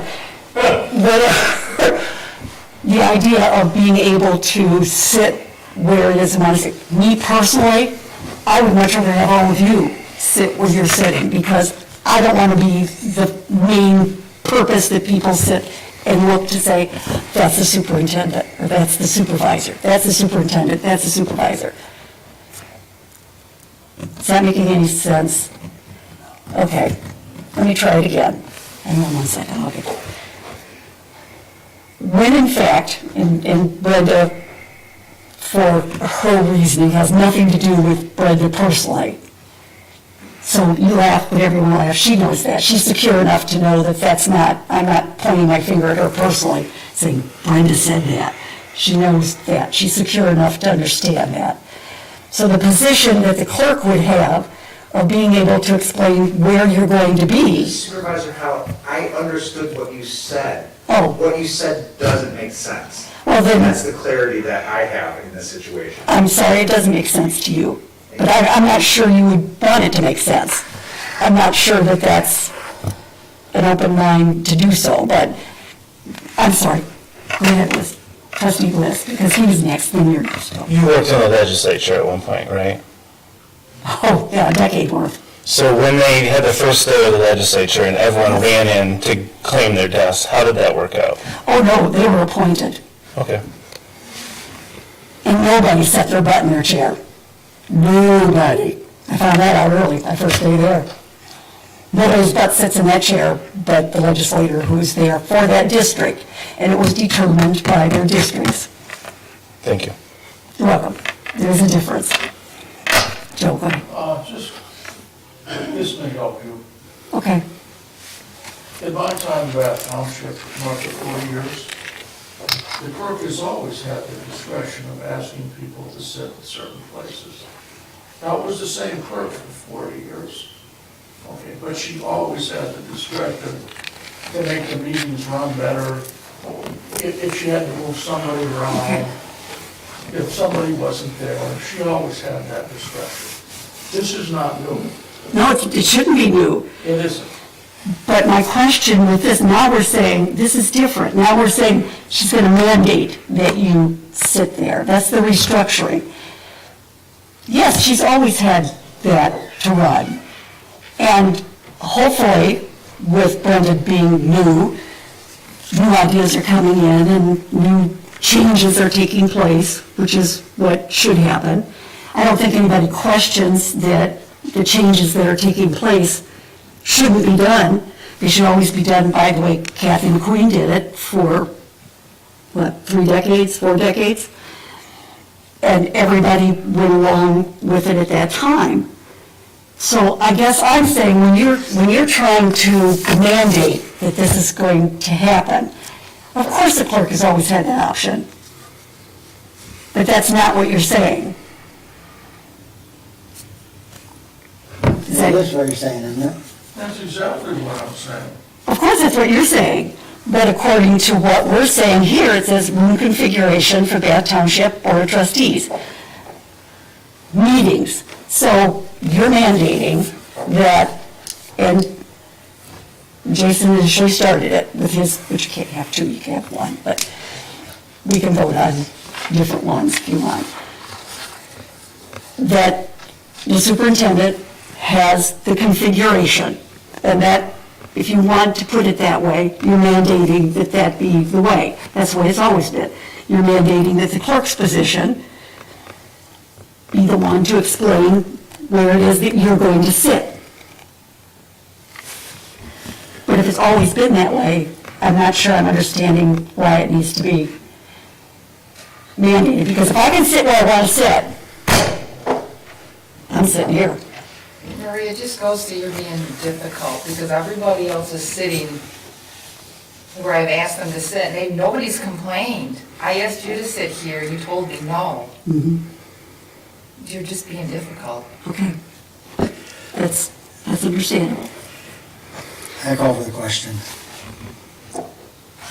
You call the question, and we need to vote. So we need to vote on the call of question. What was the motion? So the motion. Motion is- Two-part motion. The first is that we authorize Superintendent Hildebrand to oversee the physical layout of the boardroom. And then the second part of that motion is that we authorize our clerk in a formal way to oversee the seat arrangements of board members within the physical arrangement that has been determined by the superintendent. So you have two motions going. First motion, yes, he does. You going to combine those two? Yes, Okay. it's a two-part motion. So- It's just one motion. One motion. So your one motion is requiring that superintendent set up the room. The second part of your one motion is that the clerk, you're solidifying, maybe that's a better way of putting it. They've always had those authorities. When this clerk, when Brenda says I'm being difficult, it's not, she can't mandate, but now she will. So I'm going to understand that. So as long as everybody else understands that that's what the motion is. The motion is to formalize. That's exactly. Authority over two aspects of board operations, such that, so that the way that we have done this in the past, for the past 40-plus years, is how we'll move forward. So that we don't end up in situations where, as in the last meeting, where you awkwardly placed yourself and then demanded that the clerk sit next to you, and then the treasurer Wiswasser sits next to her. That was a bizarre situation. It was uncomfortable. Nobody mandated that. No. So we're putting pieces in place to limit the liability that you are to the operation and governance of this board. Yeah. Yeah. Listen, I'm going to tell you right now, mandating is something that's very difficult. Just because you've done it for the last 30, 40, 50, 60, 70, 100 years doesn't mean that it needs to be that way. So if I'm being termed to be difficult, then you can go ahead and say that. I don't see it as difficult. But that's just me. I call for the question. You can call for the question. So the vote is, the discussion is over. Procedure says when you call for the question, You have to vote, therefore, we'll do that. I'll give you the short answer. I don't want to have to pick you up and put you out. Okay. I have a friendly amendment before you do this, if the board will give me the latitude to be able to make this friendly amendment to the latter one of the clerk's ability of where we're going to set. Would everybody be happy if we made a friendly amendment that Maria stated that she wants to sit on the end of the table and that she can continue to sit on the end of the table? I think that's a wonderful friendly amendment. Would everybody be satisfied with that? Brenda, would you be happy with that? I'd be happy with that. Then what's the issue? Would that move this process along? Well, anything would move this process along, I would hope. So now we have a motion. You want to amend the motion? I want to amend the last part of the motion where the Yeah. clerk is what was the word you used? Mandated, where everybody was going to set. Everybody's seat stays the same as what it is tonight, as we sit here right now. That's my. Oh, you better ask Ryan. That's my friendly number. Well, Ryan, you got anything to say on that one? I have nothing to Okay. say about that. So, what we've got then, we've got a motion.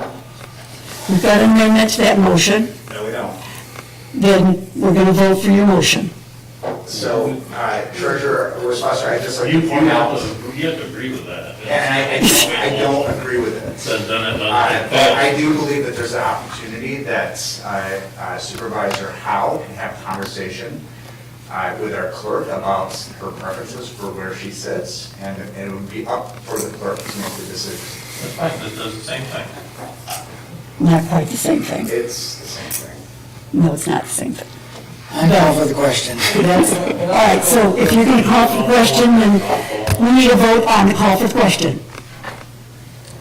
That is in Robert's rules. We have a vote, we go to the vote for the motion. We don't vote to go to the vote. He called the question. That means that he would like to. That means he would like to have the vote taken care of. So the question is, he's already made the motion to call the question. The question is the vote. He's calling for us to vote on the motion that is currently on the floor. You going to send that one to me too?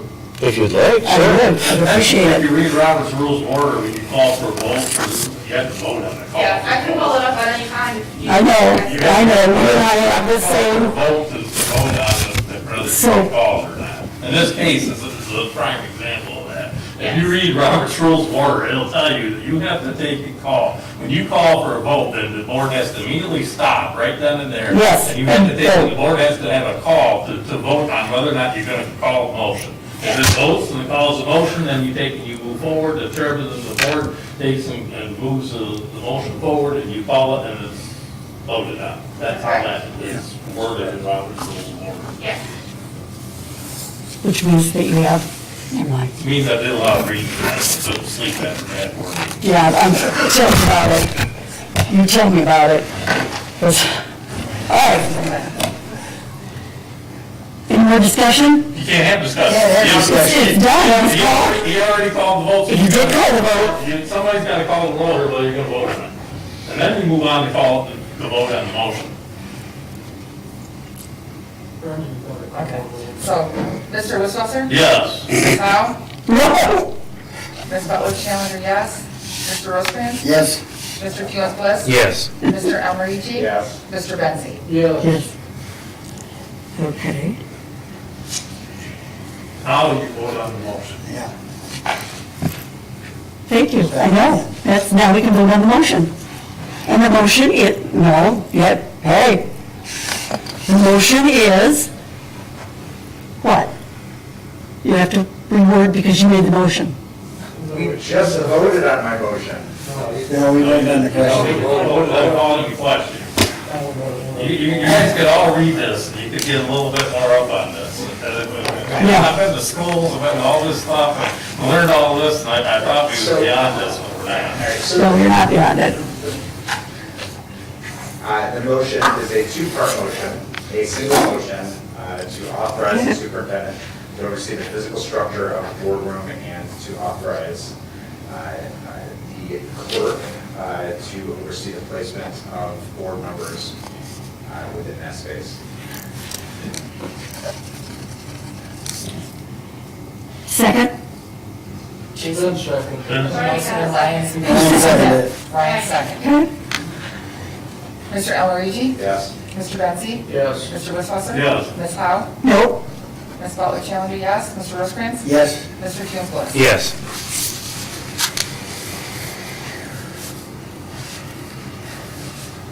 And so that's a 5-1? 6-1. Thank you. I keep forgetting how many people we have. All right, we are going for items for action. B is in boy, B the agreement for the services of Baker Tilly for 2021 sewer rate study. Thank you. Steve, would you like to start, or would you like to start? No, I wasn't really prepared, but I can start again. Well, I don't want to throw it at you, but. Is that fine? I'll let you know. Here, I'll start, then you can jump in. So Treasurer Westwasser and I met last week with Andy Campbell of Baker Tilly, which was previously Umball Associates. I mentioned that because they did our previous rate studies, and so most of you might be familiar with Umball Associates.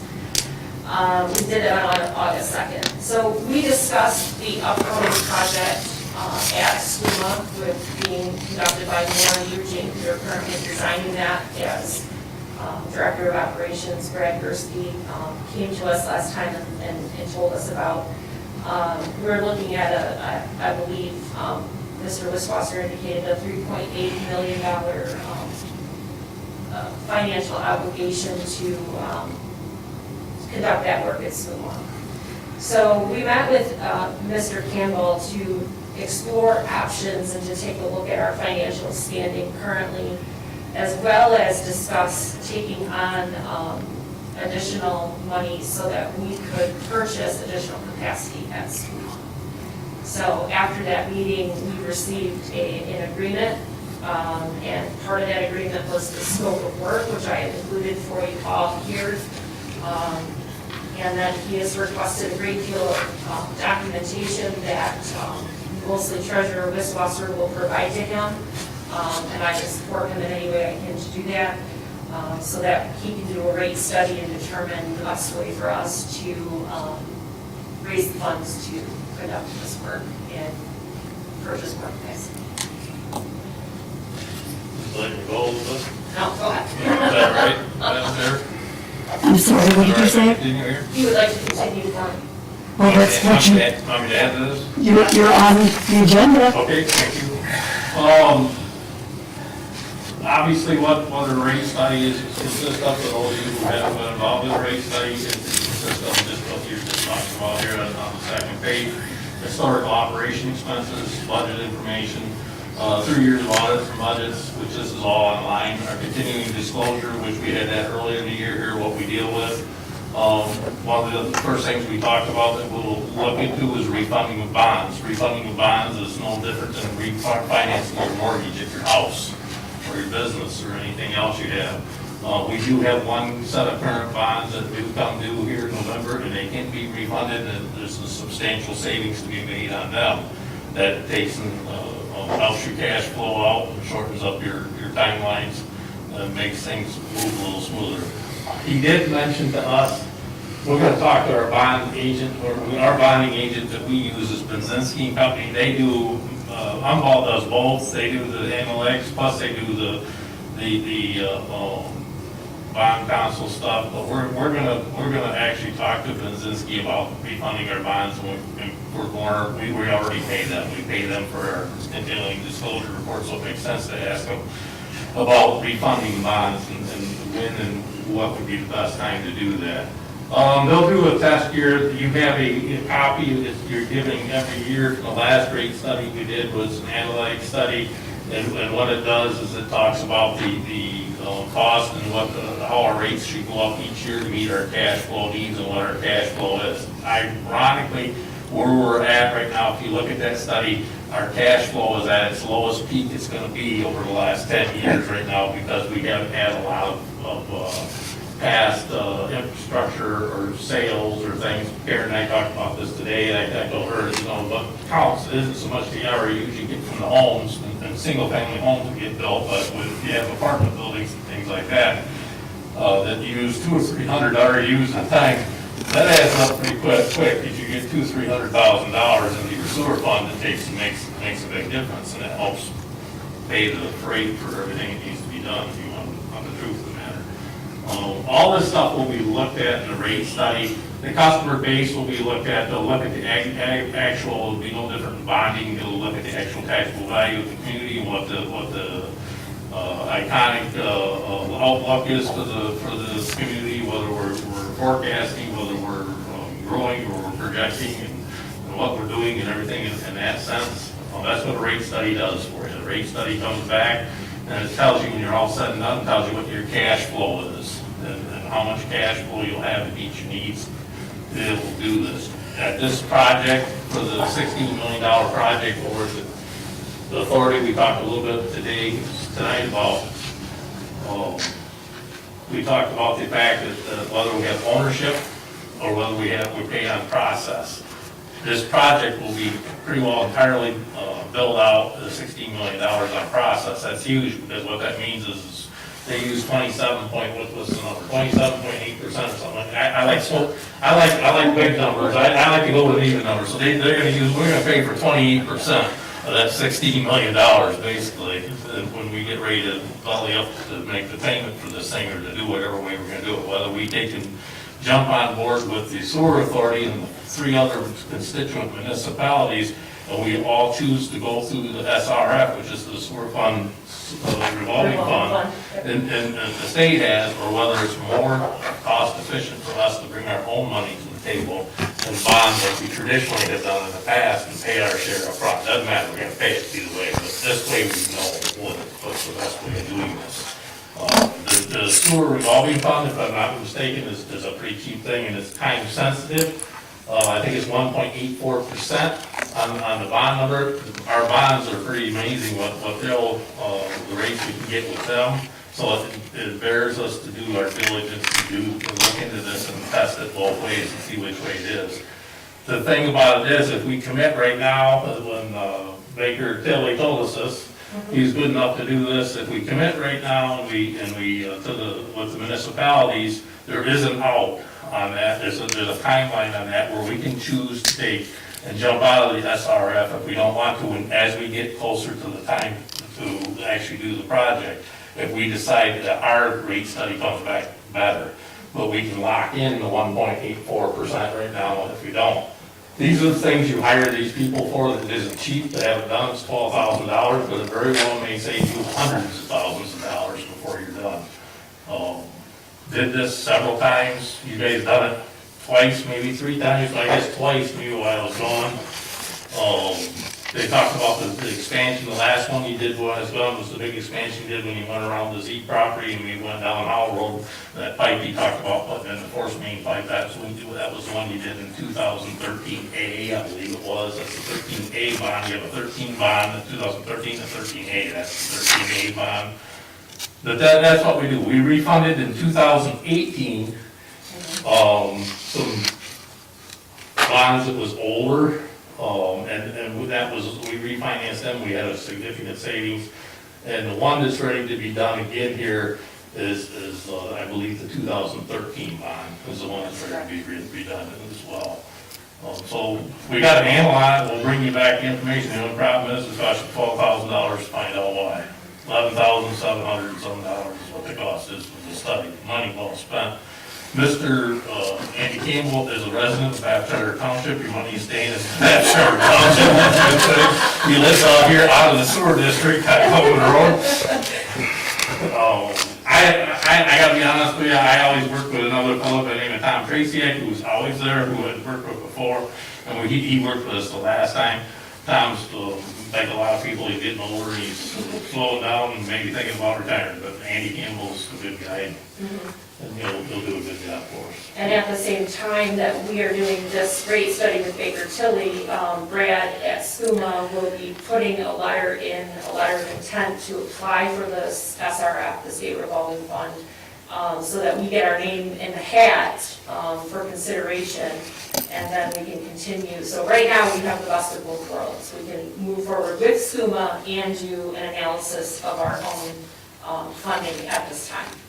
We would make a payment, and that's the only thing that scares me just a little bit. Is they don't tell you exactly, the school board will vote on this, and we get 2 votes in this. But this is the scary part for me, for cash flow, is the school board will determine how we're gonna make our payment if we go with the SRF, and it probably would mean a monthly payment. And we would make a monthly payment to the school board, and we would make interest on our money while it sits there in between bond payments to the SRF fund. Whereas if you do a normal bond fund, we have a pretty good credit rating. We don't have to have anything from the county. We don't have to be backed by anybody where we can take and bond the same as any county can or anybody else we can bond. and be paid twice a year by annual payment. That's how that works as far as the cash flow part of it. The cash flow part of this thing is very important, because the cash flow in the township here for the sewer fund is very fragile. I'm moaning, going to tear, she gets tired of hearing me here talk about it, but that's what it is. It was broke when I came back here in 2016. You had $300,000 and you got done making your November payments in 16, and it was broke. And we're back up today. We have a fund balance today, but it's not all. Some of it's not restricted, but your sewer fund balance today is over $1 million. And we're not in bad shape, but we're not rich by any means. In fact, the Baker Tilly guy, the first thing he said was, well, you're about par where you were, because according to your analytic scale, you're at your lowest point of cash flow you're gonna have for, what was it, a 15-year study? For the 15-year study, he was right on the spot on. That's exactly where we are. I had a question. Yep. Which do you prefer? I don't know. I want to check it. It's no different. You know, I deal with money all the time. I'm a farmer. You borrow money a lot, you know? All the households, so I'm dealing with it all the time too, It's so. the same thing. But Exactly. You really need to take, you need to do your work, you need to look at it, because the last thing I want to do is, I'm sorry, but for the people who live here, it's on the sewer system, it's on this board, I'm sorry, but I don't want to pay for your sewer system in the country.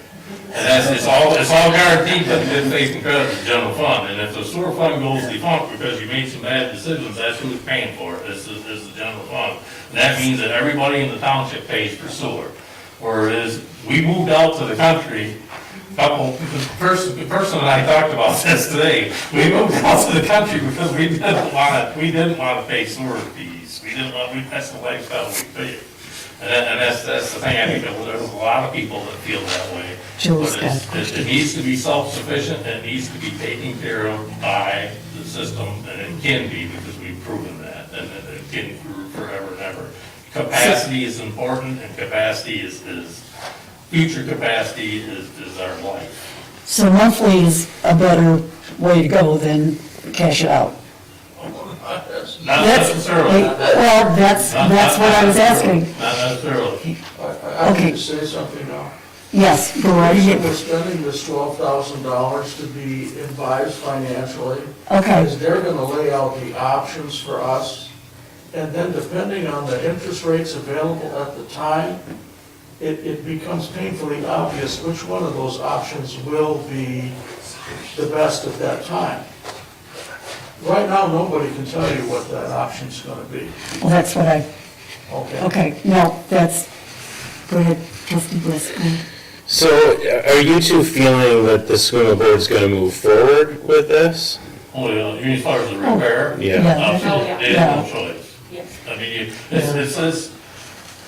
it's like, I don't know how to say it, it's like you having 3 tires on your car or 4 tires on your car. You gotta have 4 tires to get to work. And you know, the people of DeWitt and Bath, Watertown and DeWitt City all have to flush the toilet. It's gotta go down somewhere. So for it to work, the plant has to function correctly.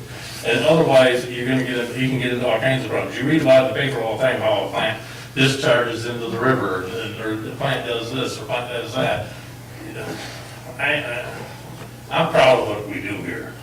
Despite what you and I's differences are, Marie, I'm proud of what we do here. I never said I wasn't proud. I'm proud of the fact that we are financially in good shape, and I'm also proud of the fact that the sewer authority has always been in financial good shape. But even above that, is probably known as one of the best working authorities with 4 different municipalities there is in the state. It's usually unheard of. And it is.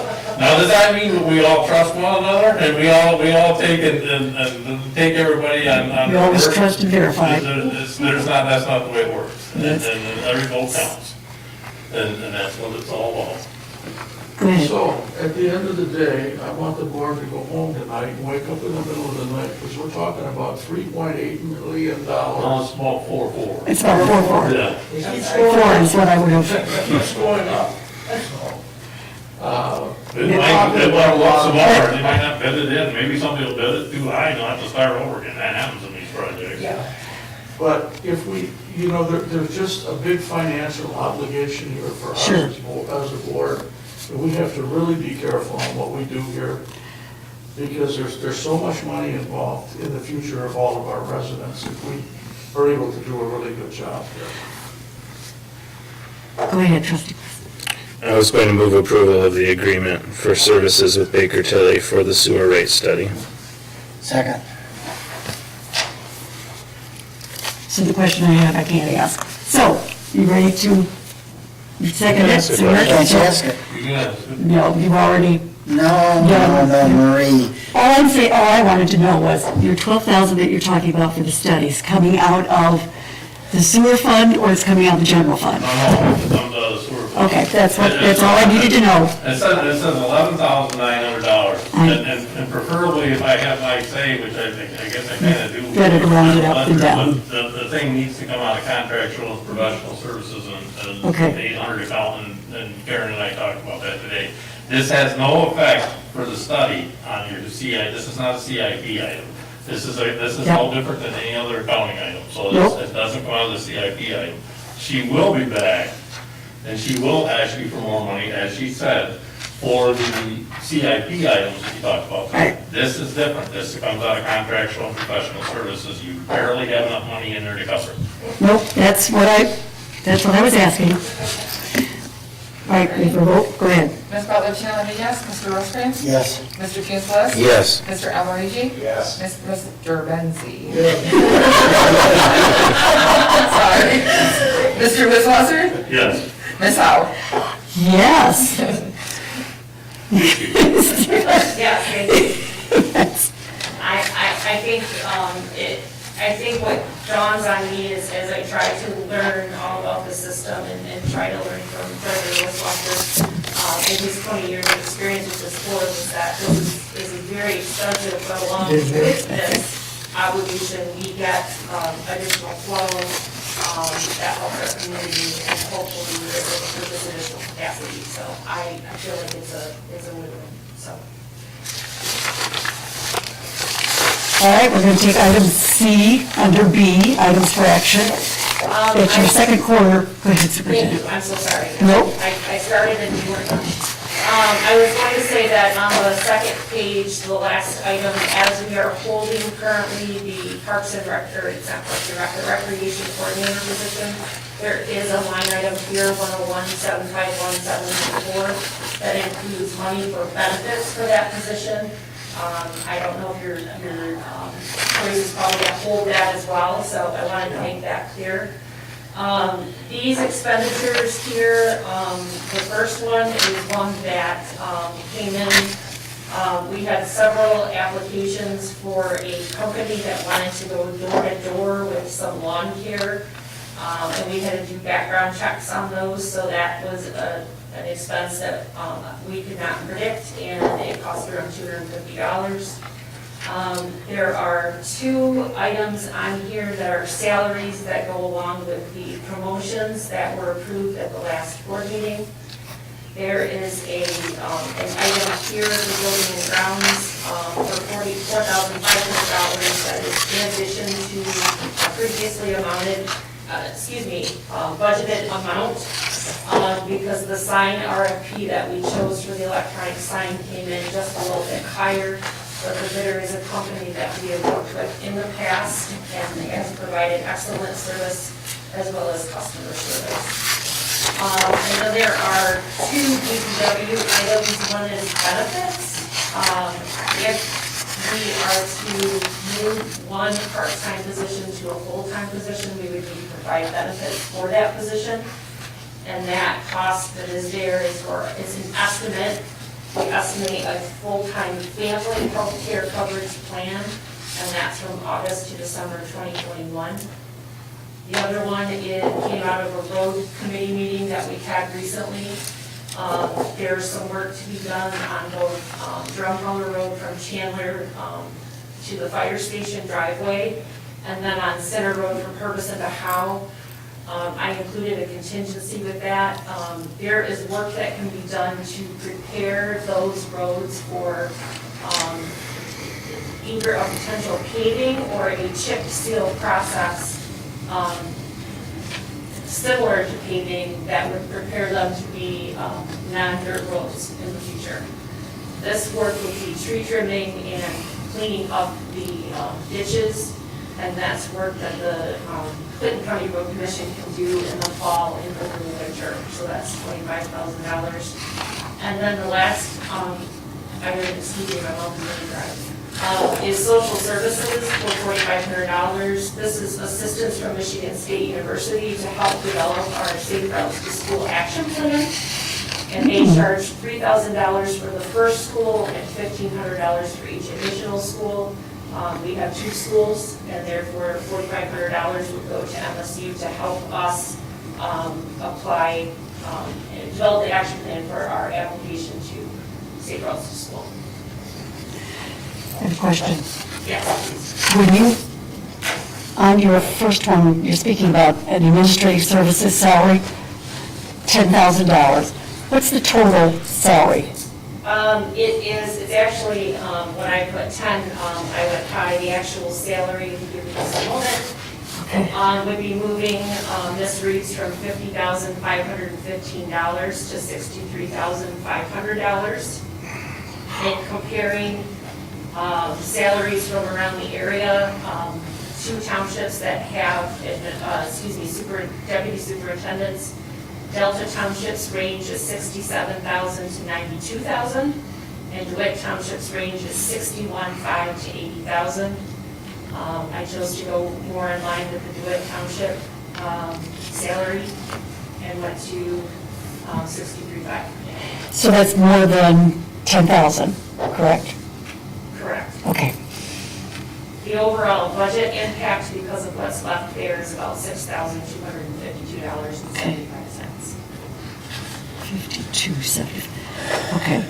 So you're going to take out and drain, you'll empty the one account, adding 10,000 to that account to make for the 63,500. Just want to make sure my math I'm is. afraid I don't actually. Okay. If you have 6,000 left in it, No, Okay. it's got more than that left in it, but Okay. there's 11 payrolls left in this year. right, okay. Nope, that's, I just didn't know if 10,000 was enough. It is. Okay. It's because of the money that's currently in there That- as of the that's last what- okay. Okay, and that same question you had to do with DPW. Yes. That's a 20,000 increase, so. That's split between 2. Okay. The first one is the Director of Parks and Public Works.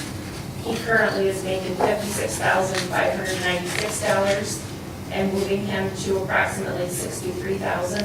Okay.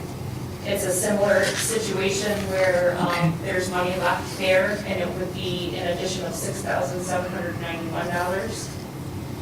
The second part of that is that there's a part-time position that I would like to move to full-time. And Yes, so the balance of those 11 payrolls, to move that from 32 hours a week to 40 hours a week is the balance of that. gotcha. Okay. I just didn't know how you came up with the figure, that's what I was trying to. I'll make a motion to approve the second quarter budget amendments as submitted. I'll second it. Trustee Wisswasser, you've got a I would question? like to see these budget amendments, I'd like to see something different done with it. Nothing against communications deputy superintendent Taylor, as far as salaries for this budget year for this position as well as for the DPW positions. I'd like to see this all put off. I'd like to see the salary part, I don't have a problem with positions, they're fine. I'd like to see the salaries piece put off, and I'd like to see it run through the budget workshop. I'd like to see it run till the end of the year and start next year with it in the budget. Just for the simple fact, I don't believe myself that you have a full view of what you had for a full year here, because you haven't been open for a full year here. You haven't ran your budget. Your general fund budget hasn't ran for the whole year, and it's quite some time now. And you had this fund balance you have that is, you have in your last audit here, doesn't reflect the That's correct. the amount of money that really what you have and what you don't have. Like I said, it's nothing personal against the DPW person and the deputy superintendent, but I think that I'd like to see them 2 items taken out of these budget amendments And I'd like to see nothing done with that, but I'd like to see it brought to the budget workshop that you're gonna have here starting this next month, and I guess it's probably gonna start this month. And I'd like to see you work through the numbers and see where you're at with the numbers to see what you got before you do that. Are you also requesting that for the DPW, part-time and full-time? I don't see that'll hurt anything myself. I think you can limp along here with what you got, but the rest of the year, and reevaluate at budget workshop, so everybody's got a full view of what you got and what you're doing here. I'm pretty familiar with the budget, I'm pretty familiar with the numbers of this place, and that's my opinion on it. I'm a little bit sticker shocked at where we're going with some things around here with wages. But I also understand that we have quality people, and we need to keep quality people. So that's my opinion about that. You guys can vote on it, anyway, you want to vote on it, that's how I feel about it. Trustee Fabian Bliss? I think sticker shock makes a lot of sense. I have to say over the last year, I've been incredibly sticker shocked at my own organization that I run. Frankly, these salaries are what we pay entry-level people now, and I still can't hire them. I have 3 openings right today. If anybody's watching, come work for me. So it tends to be the market rate for folks that have far less qualities than the folks that we are encouraging to take these promotions. I hate to do, and I know this isn't what anybody is saying, but I would hate it to appear as if it's a bait and switch, that we've asked folks to take extra responsibility, but we're not willing to compensate them for that responsibility. So for those reasons, I think we should move this forward tonight for the 3-4 more months that we have left that we're asking both of those staff members to do more work. I think they should be compensated for it. Are you going to put that in motion? There's already a motion in there. That's what so we're not going to, no, I get it. Have a second? Confused me. I know. I don't know why you ask me a question and then you say you know the answer. Well, I just asked you a question. Mr. Rosner? Yes. Mr. Funes Bliss? Yes. Mr. Almarigi? Yes. Mr. Benzi? Yes. Mr. Wisswasser? No. Ms. Howe? No, Ms. Butler I don't Challenger? agree with No. what you're saying. So that vote comes out, It passed. okay. Okay.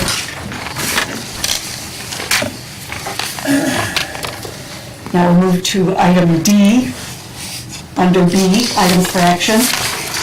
And this one is the introduction and first reading of ordinance 3173. Thank you, and trustee Felix Bliss, if you have anything as the liaison to that group, for planning commission, I would welcome you to join in.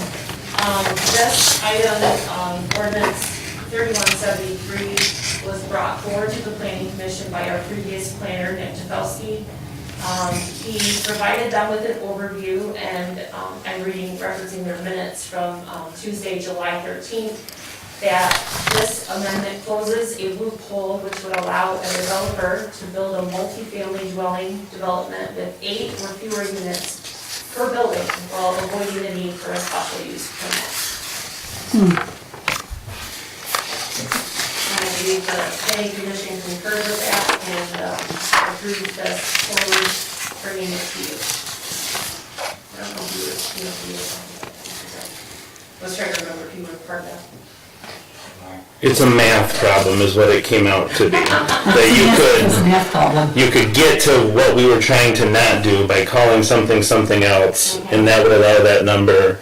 This closes a loophole that you can't call this that and get the number that you were looking for. That's my very layman interpretation of the situation. That's good, Ryan. Thank you. I'm learning. Trustee Almarigi, you had a question? No, I'll make that motion. Thank you. I'll second it.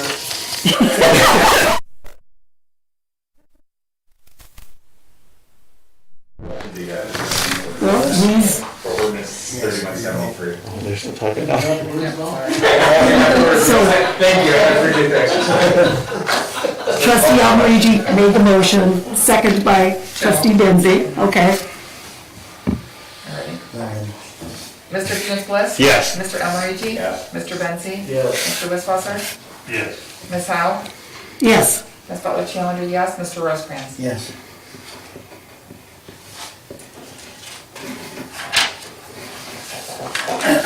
Okay, that takes us to item E, under B, items of action, the request for the cancellation. Yes, so in conjunction with Clerk Challenger, there will be an election on November 2nd.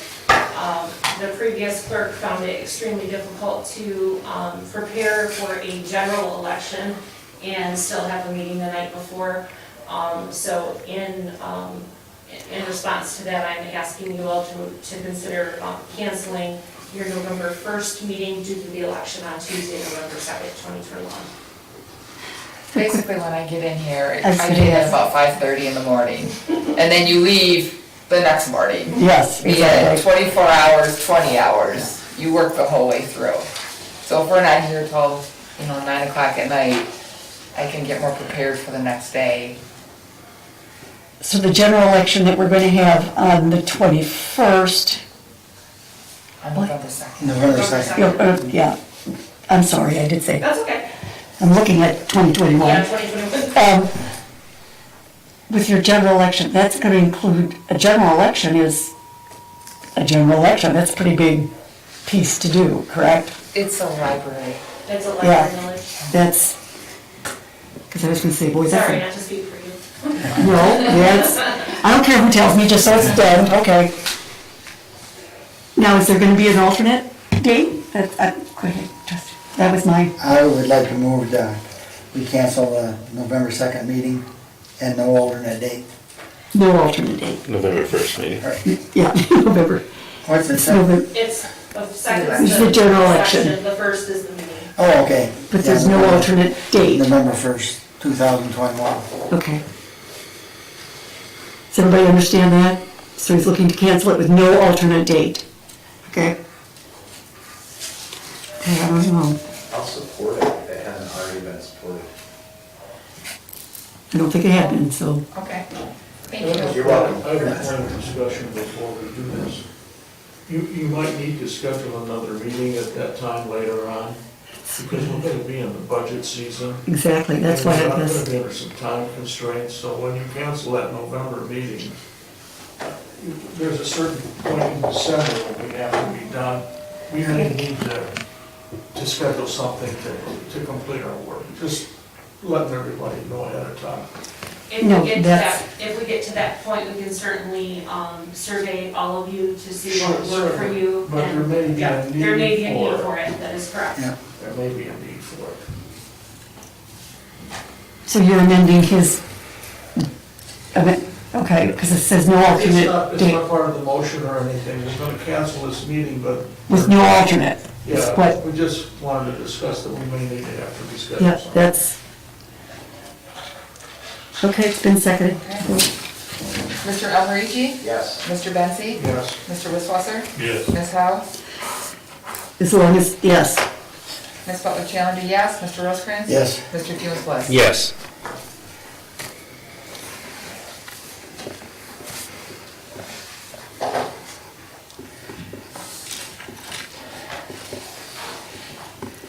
Okay. Superintendent report number 15. Thank you. That was a lot. Thank you for all of your time and consideration tonight. I think we're delving into some things that I never anticipated in watching for the past 8 years, 2 other superintendents work.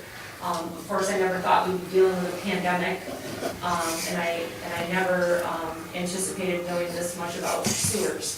But you have to learn things very quickly, and I do enjoy what I'm learning. Treasurer Wisswasser is correct. The budget is due to you in the beginning of September, so you will be seeing that very shortly.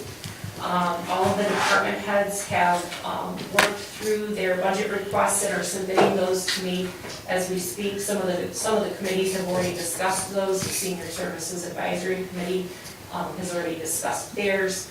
The Police and Fire Board will discuss theirs. I believe, I can't remember if it's this week or next week. Thank you. So everyone's kind of in the budget frame of mind, so we will be working through those. We will be asking you if it is your pleasure to have work sessions on the budget. There have been times in the past where the board sees the budget and we go through it at a 30,000 feet overview, and then there's a request to have a work session and we go line by line, page by page. So it really is this board's pleasure as to how we move through that process. If you want to do it all during regular board meetings, or if you choose to have work sessions that occur before the board meetings, I am certainly open to what you would like to do with that and how you would like to work through that. So the senior center has been successful in the last couple of weeks that it's been open. We have hired a new assistant cook who is working out very well. She has about 20 years of service in the food industry and is already certified, certified food safety manager. So you hit the, we hit the lucky one there. It isn't often that you find people that are already food safe certified in order to do those jobs, so that's a win for us. 55 meals approximately are being served every Monday, Wednesday, Friday. That's an approximate. So far, everyone is healthy. We hope it remains that way. We are doing contact tracing at each table. We are doing the masks, of course, and everything that we can do to try to keep people safe. We're also on the lookout for anyone that might appear to not be well. We have not had to ask anyone to leave, but no one appears to be coughing, feverish, or acting ill, up to this date. If that were the case, we would ask them to leave and come back another day. Excuse me? Are you taking people's temperature when they get here? We're not. We're not. Okay. We're not, no. But the mask mandate is in place. And then we are doing the best we can. I know that Jason has brought up some issues of people not, wearing their masks diligently, but staff is trying to be aware of that and trying to address those where we can ask people to, if they forget after they get a drink, or if they're trying to be devious, we ask them to put their mask back on. Most everyone has complied with that, so I don't think we've had any issues at the time.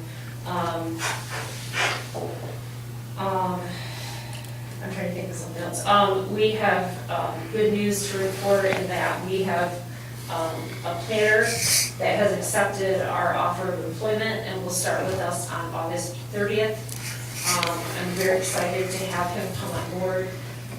Taylor and I sat with him for some time during the first interview, and then Vice Chairman of the Planning Commission, Mr. Wright, and Planning Commissioner Chairman Dan Kramer interviewed him the second time, and we were pretty much unanimous in that he was a very talented young man, and that we would be lucky to have him as part of our team. So his name is Miles, and he'll start with us on August 30th. We continue to work through the restructuring, and I appreciate the feedback that I received tonight, and we will continue to move forward. The Senior Services Advisory Board has indicated that they would like that position over there to be a full-time position, so we'll try to work amongst and see what we can come up with. I do take it very seriously in that there's thought that we're spending a lot of money right now, and I hear that. I've also heard some of you say that we need to invest in our people. So I'm trying to consider both sides and strike a balance with that, but that can oftentimes be very delicate and difficult. So, but please just know that I am hearing both sides and trying to accommodate what it is I'm being asked to do. So if there's any questions, I'd be happy to answer them. Thank you. Doesn't seem to be, so thank you very much. Thank you. All right, public statements, 16. You're, wait a minute, you sound like me. All right, none at this time. Board member comments? Oh, Jason, go ahead, we'll start that in. I'm all set, thank you. Okay.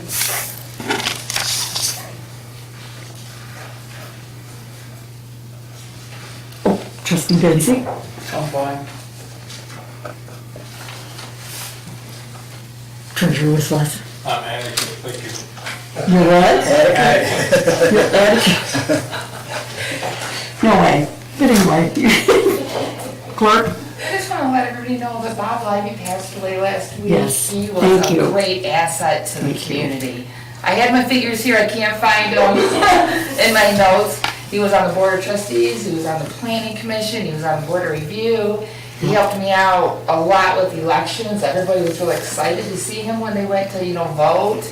I think he was on one more thing, and I can't remember. He did food bank for several years. Yep, he helped with the senior center, Yep. get that established. So, we are truly gonna miss him. He was a great guy. He was. Trustee Rosecrans. The road committee meeting, we have a lot of invasive species, and just to let everybody know that we're talking with the county on trying to control them by spraying them. And they were gonna give us a quote, because if we let it get out of the road right away, then it's into their yard, the county cannot spray that. They have to spray it themselves. And we have about 3 different kinds, and we gotta be really careful. What kind are you looking at? Huh? What kind are you looking at? They're Japanese knotweed, they're Yep. purple. Two straight. Yeah. Some blue- And then there's one that looks like a cattail, but it has, what is it? Phragmites. Okay, that has a different kind of top on it, like grass. But it looks almost like cattail when it's growing.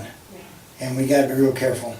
People gotta be careful they don't buy that plant and set it in their yard, because it can spread tremendously fast, and it just destroys everything else around it. And those are much of the same ones we're fighting in Park Lake. Yeah.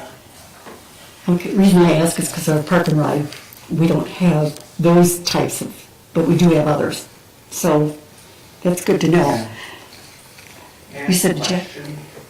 So, I mean, in my experience, the spraying by the county is pretty indiscriminate in terms of. It is a And discrimination. I just worry that phragmites being a predominantly water-based.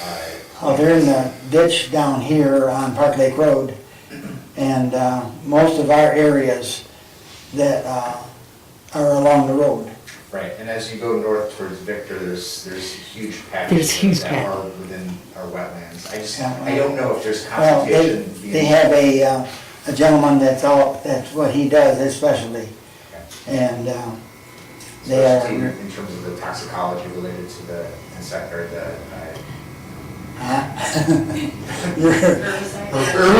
Yeah. And as I understood, if you listen to them, basically they were using Roundup Ooh. to kill them.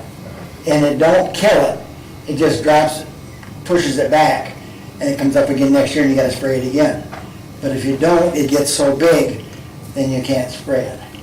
I mean, you can spray it, but it costs you a lot of money. The county road commissions to do that spraying, or? Yeah, Yeah, or they'll hire somebody. but they'll give us the price and where we stand there. We're making a map up of where it's at in the township, and we'll go from there. Get a quote, Huh, and you'll okay. be seeing that come from the road committee. And Bob Lively, I miss him. Yeah. Trustee Felix? I was on vacation with my family last week. I snuck across the Canadian border about 9 hours after they opened it. I was really impressed with their COVID protocols over there. They ran a tight ship in that country. So I'm excited that we're talking and happy we're talking about what we can do better and to protect our citizens here in the township. They seem to be really serious up north. And then I just would hope that the rest of the board will join me in a round of applause for Brenda, who was named Deputy Clerk of the Year. Congratulations.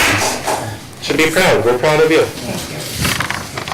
And look how conservative she is. She goes to the back page of it on the cardboard and finishes up her notes. Bill's not gonna run out of paper. I would echo myself for Bob Libby. He was a champion of Bath Township. and he'll always be remembered in our township. I was fortunate enough to meet one of his daughters, his only daughter, not the second one that he's adopted. I haven't met, the rest of the family yet, but he absolutely is going to be missed. I miss him already. He and I used to have these amazing talks, and boy, could he talk. And so could I. It was really an interesting combination, to say the least. As for the complaint, I'm going to say that on Monday, August 2nd, there was a security breach. And that the staff did contact, which was very nice, the Board of Trustees, so that they were very aware of it, to inform them of the formal complaint, which was put in to Michigan State Police. And it was a female who came, and she took the information. I think she talked to you two. And I don't know if she talked to Jason. Your name was mentioned, but I'm not sure. She's going to come back the 18th, and she will be checking with the administration to see. So a formal investigation has been started. So that's it. Do we take a vote on adjourning? Move to adjourn. Second. Got it. We got it. Mr. Benson? Yes. Mr. Wisswasser? Yes. Ms. Howe? Yes. Ms. Botticelli, yes. Mr. Rosecrans? Yes. Mr. Hewens Bliss? Yes. Mr. Almarigi? Yes.